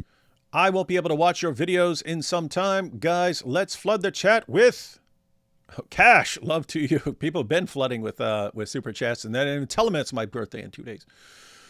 Gonna be 49, man. Why do these Muslims always have a British accent? Because they're all British. They're the real British. Is there a secular publisher I can purchase a Quran from for the project? I don't want to fund Islamic institutes in any way. You can always get one at like you can always get a used one or something like that online. That money's not going to go to anyone if it's like through a bookstore. So you can look up a Quran on Amazon or something like that and click on a used copy, and you can get like a new used copy from a bookstore. But the point is that's just going to the bookstore. The book's already there. The publisher has already made that money by originally selling it. This would be owned by a bookstore. So yeah, or you could just use an online Quran or something like that. Can somebody tell me which episode or which video that was where Matt Dillahunty talked about me? Because I can't find it. Why are you so obsessed with anything anyone says about you? Show some humility, man. I'm going to humiliate We will you. destroy Matt Dillahunty. Matt Dillahunty will be Matt Dillahunted by AP. You see? Christian Gadfly says, I don't understand how YouTube Christians have feuds. They all seem so cool, except that loser Goat Hub. Hey, Christian Gadfly, you should jump into a live stream with us this year. Pretty soon. Yes. On a cool topic. AP has the Holy Spirit punctuality fire happening. AP did just dramatically change in terms of being on It top. might be a coincidence. Might be a miracle. Imagine being a little gadfly, filthy trash. I'm starting to think that these are buddies or the same person, Goat Hub and Christian Gadfly. Ex-Muslim on Matt Frad said D. Wood and Nabil were inspiration. Oh, did he? Powerful. Is that the interview you were talking about? That you said we should go through some clips of that? Okay. Yeah. Lol, that Muppet wish he could get into 8200. Farid wishes he could be in that unit. Dex Generate 489 attributed D. Wood as one of the main reasons to leave 24 years of atheism and accepting Christ, and comment toddler gets suspended video. Okay, that's a video I posted a couple days ago. Huh, that's interesting. No Jew thinks he's a Zionist operative. We just think he's a Baal end. That's a British thing. For you Americans, you won't understand what that means. But it's not a good thing to be. It's Ali Dawa that's the Israeli asset, and he's proud of that. Yes. All these guys would be. I mean, think, guys, if you were actually like Mossad masterminds plotting the destruction of Dawa, what would you do? You'd get Muhammad Hijab, Ali Dawa, Sheikh Uthman, Daniel Kikachu, all these guys as the representatives of Islam. Why do I say that? Because it's exactly what I do, ladies and gentlemen. I figure out who needs attention and who needs to be running the Ummah and so on. And I give little nudges to people to help them get more popular here and there. And I say, people say, oh, you should destroy this. No, you don't destroy your gold mine. You don't destroy a gold mine until it stops producing gold. These guys have not stopped producing gold. But the point is, yeah, if you were some mastermind, you wouldn't want to be destroying these guys. You would want Ali Dawa. You would want people like Ali Dawa being the leaders of the Dawa movement. You would want these guys being the public faces of Dawa, because it's terrible. It's terrible for the future of Islam. Israel, we had Masab Hassan Yusuf, but want Farid. Yeah. Yeah, we don't want this guy. We want Farid. When the Ummah needed him most, Allah once again lets his religion crumble from the inside. That is true. We're seeing it. You are six. You are sick. You are six. You should modify that slightly to say you're six. That hijab soundbite. Daniel is mad that Farid is blowing his cover in Unit 8200. That's true. Farid is mad that Daniel said he's in 8200 instead of Mossad Somet Division. Internet slap fight. You know, it'd be funny if like Unit 8200, whoever's running that, was like masterminds, and these guys are all in Unit 8200, but the leaders like have them going after each other and stuff like that to cause more division in the Ummah. That would be classic. What doubts, man? That's a good point. When the cat is more entertaining and true. yeah. Farid now has to include little clips of his cat to keep people paying attention. And Sheikh Uthman would have gotten away with it too if it weren't for his compulsive lying. That is a problem. It's like they can't just tell a little bit. It's like, oh, people are falling for this. I just have to tell more and more and more.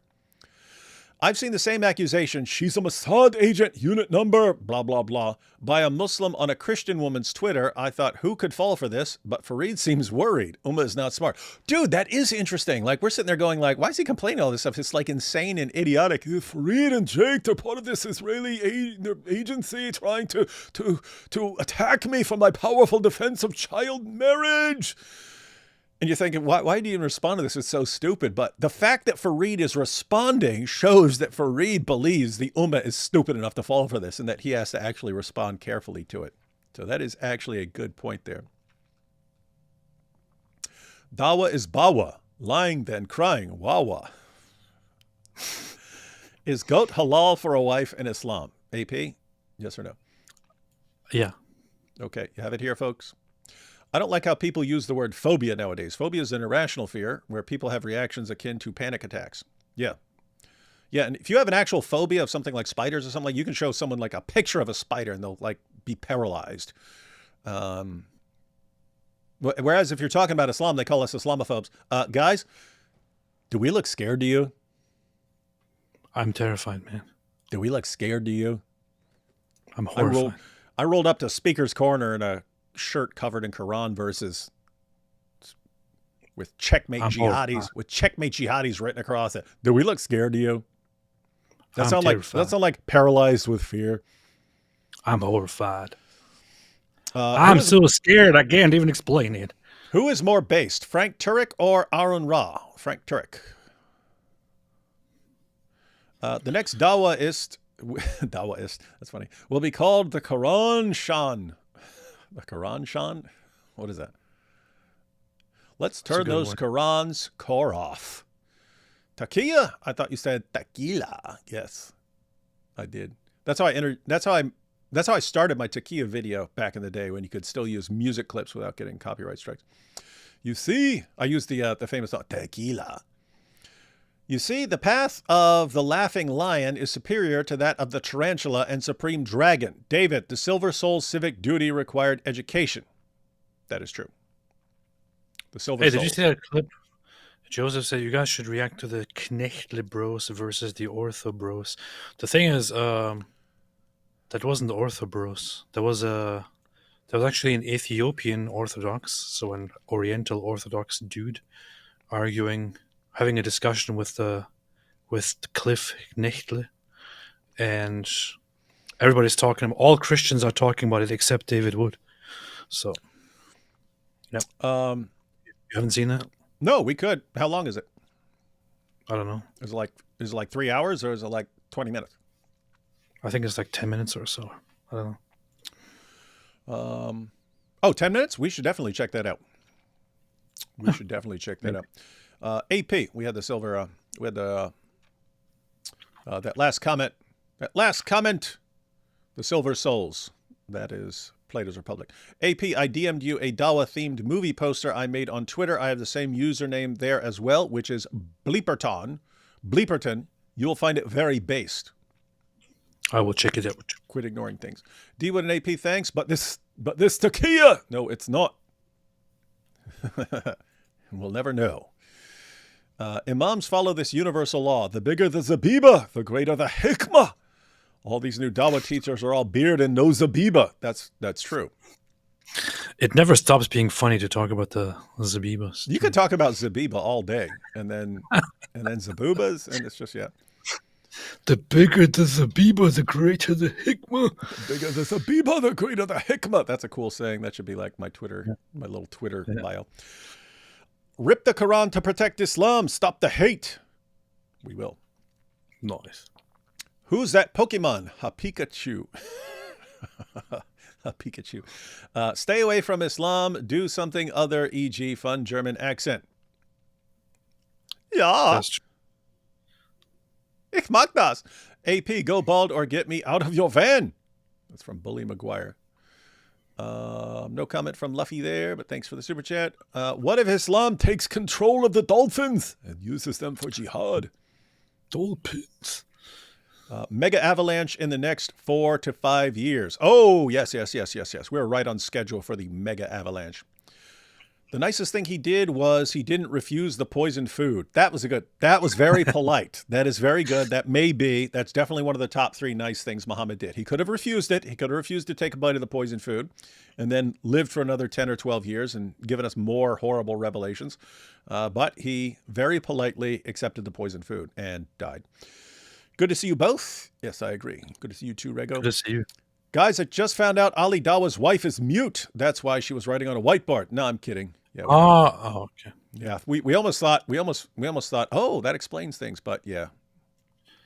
Wait, this chap watches as Cliff says is connectly. I also guessed it wrong. Well, here's the thing. My big surprise to everybody is that he probably doesn't really know how to say it correctly. It is That's true. Knechtli. Yeah. He doesn't know how to say it correctly. What? Look, the water, it's got, oh, this is I can already tell. It's Ali Dawa. Look, the water got layers, yeah? How hell no, we got that, yeah? It's like the layers of tiramisu, yeah? Like tiramisu got layers, yeah? So how did Allah know that the water be like tiramisu down there with the layers? Nice. Oh, boy. I think I liked the wrong video. There was one that said Christianity was a cult. Sadly, I can't find that one. I wonder what Lily J would say about Quran 4:117. I ordinarily would know 4:117. I can't think what that is. You want to check that out real quick? No. Instead of Allah, wait, they call upon, instead of him, none but female deities. And they call upon none but a rebellious Satan. That's what true. it says. That's true. Lily Gay. Chat GPT. It's real late in Europe right now. We'll watch later, but here's some cash for the cause. Please pray for Holland not to fall like the UK. Well, we don't want any of these countries to fall, ladies and gentlemen. It doesn't really matter if we want it or not. I mean, the UK will fall. So there's that. They're already locked in, ladies and gentlemen. Just so you know. No, there is time. It's just, it doesn't look like it doesn't look good. It looks really bad. David, you once talked about what Starlight, a character on The Boys, said about Christianity, make a response vid just saying that I'd watch that. Oh, yeah, see. Isn't that the one who walks around in diapers? No, it's some chick who, she does light shows or something like that. Yeah, when is the next season of The Boys coming out? That would be a good time for it. I didn't. She walks around with her breasts out and wearing diapers. That's basically it. It's kind of a funny thing that this is how they portray that people. is not the character. But she is literally walking around with a giant diaper. Who? What are you talking about? Starlight and The Boys. You're a weirdo. Christian Killian, remind me of that like 2 months or so before the next season of The Boys is coming out. And then, because that would be a good time. And matter of fact, what would be a good time is like release the video like the same day it's coming out and respond to our little speech. I miss OG Big D Dizzle back when YouTube was new. It was fun back then. It was fun. But it's still fun. And I have to say, back then when there was like me and like very few other people dealing with Islam, that was cool. But I have to say, it's way better now. Way better now.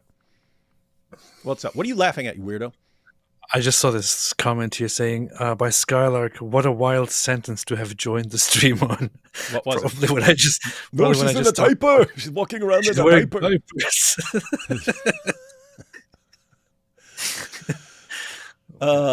Jay Pendragon said, can you do a video on Allah versus Yahweh?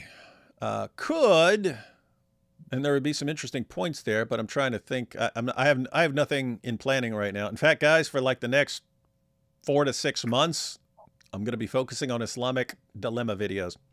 Hey, your brother in Christ. He says, Robert E.L. Masters, a popular Arab saying, the pilgrimage to Mecca is not complete without copulating with the camel. Wow. Is that a thing? Mm-hmm. Hey, guys, be sure to follow your brother in Christ. Check out his channel. Got some stuff. How could he have known that? That's true. You see? But Fikri here says, no comment. Weil es nur die echten Fans wissen, next year will be your year with a super chat concerning your birthday. Oh. Weil es nur die echten Fans wissen means because only the real fans know it. Mm-hmm. See? I really like tiramisu. I really like tiramisus, yeah? Also, I'm 12, not 6. Good point. Good point, ladies and gentlemen. Let's see. Oh, so yeah, guys, we're normally live on AP's channel on Saturday. I was thinking, what are we going to do tomorrow? And that tomorrow's Monday, but no, tomorrow is Sunday because we're normally live on my channel on Sunday and on AP's channel on Saturday. We reversed it because we planned a show yesterday, and then a really, really screwed up airline turned my 4-hour trip into 13 hours. I won't say which airline that was. I'll just say that it's a great American airline. My favorite airline, man. That's what I'll say. And let's see. So, you know what we're talking about tomorrow, AP? Probably looking through one of those guys talking about from one cult to another cult or something like that, Yeah. who complain about me going toward Christianity or something like that. Yep, that'd be good. Hunter says, did you have a good trip back, by the way? No, it sucked. It really, I mean, it was good in the sense that I was reading lots of commentary on Quran verses that talk about the Islamic dilemma, because I was sitting there in the airport and I had my laptop and I had that stuff on my laptop and so on. And I watched the video by Farid, although I just noticed a bunch of stuff while we were watching that I wasn't really paying attention to. I don't know. It's just, I guess the airport's a more distracting environment. And I watched Hijab's video in the airport. So I actually got stuff done in the airport, but no, it was a nightmare. So they send me to a place, but the plane took off late because the weather was crappy. It took off late, and then I missed my connecting flight because I got there late, even though I sprinted across the airport to get to it. And then they said that they couldn't get me home till tomorrow. And I had to actually say, guys, I take care of my disabled son and there is no nurse tonight. So I really, really need to get back because they scheduled it for the next day. And so then they had to fly me to a completely different place and then get the flight back home. And so that's why it ended up taking 13 hours for a 4-hour trip. But, so yeah, that sucked, but I made the best of it and got a lot of work done. And the Ummah will pay the price for everything that I learned yesterday. The Ummah will pay for it. Will be humiliated. D1 AP, I keep seeing videos on YouTube saying Allah is actually Baal. Have you guys made videos on this? No. And we have Wallahi. That's true. And I have people are tossing in super chats here at the end. I have a Muslim friend that wants to talk to me about Islam, but I also want to take that opportunity to show him how bad and dangerous Islam is. Please, David, please give me some tips. Will Pro, look up a video. And I realized I mean, this is something I made several years ago. And then I took I took most of the content down from my old channel and then gave the channel away. But you can still find it. You will have the advice you need, Will Pro. Search for, matter of fact, this is a video I want to re-record just because people always ask me. And I tell them to look up people who've reposted my old video when I could just remake the video and it's an important video. But the video is titled, How to Share Unpleasant Facts with Pleasant Muslims. Some people have it on, people made backup channels of my old videos Pleasant and stuff. Muslims? How to share unpleasant facts with pleasant Muslims. Pleasant Muslim. That gives the basic approach that I would use, and I think is very, very effective for talking to your friend. Your brother in Christ just messaged me, and he said the quote from Robert E.L. Masters is a real one. I did a video covering the animal thing in Islam last year. Okay, so that's a real thing. And your brother in Christ says he has a video on his channel about some of the creepy stuff that goes on, ladies and gentlemen. So you can check that out. Let's see. Orthodox Muslim called out Sam Shamoon on TikTok for debate. Orthodox Muslim called out Sam Shamoon on TikTok for debate. What is Orthodox Muslim? Yeah, I don't know. Why are they? Yeah. And why the double post? Dr. Rick says, why have you never discussed Allah is Beelzebub, a.k.a. Baal? Never. Why have you never done that? What's wrong with you? Why haven't we done this? Because I don't know. I've been covering other videos on other things. All right, everyone. So we'll be back on AP's channel tomorrow, and then will be my birthday. It'd be funny to go. It'd be funny if we all just sat here eating cake on my birthday and went live and just sat around eating cake. Let's do that. That would be funny. That'd be funny. And guys, on Tuesday again, going to be on with Jai DOC and Chris from Speaker's Corner. And for any Europeans who are up really, really late right now, Tuesday will be a better time for you because we'll be going 5 o'clock Eastern time so that people in the UK can still be up. But that will be really good. We're going to go through Muhammad Hijab's video trying to respond to the Islamic dilemma. And it is a bad time to be responding to the Islamic dilemma because we got a whole community studying it and knowing how to expose it. And these responses are just not going to work anymore. And final super chat here from Aisha Young, Goo Goo Gaga. That's what Muhammad's dream date and Daniel Hakikachu's dream date would say. All right, everyone. Catch you tomorrow on AP's channel. What? Aisha Young, Goo Goo Gaga. Pretty messed up. People are weird, man. People are weird, but funny. All right. See y'all tomorrow. See y'all.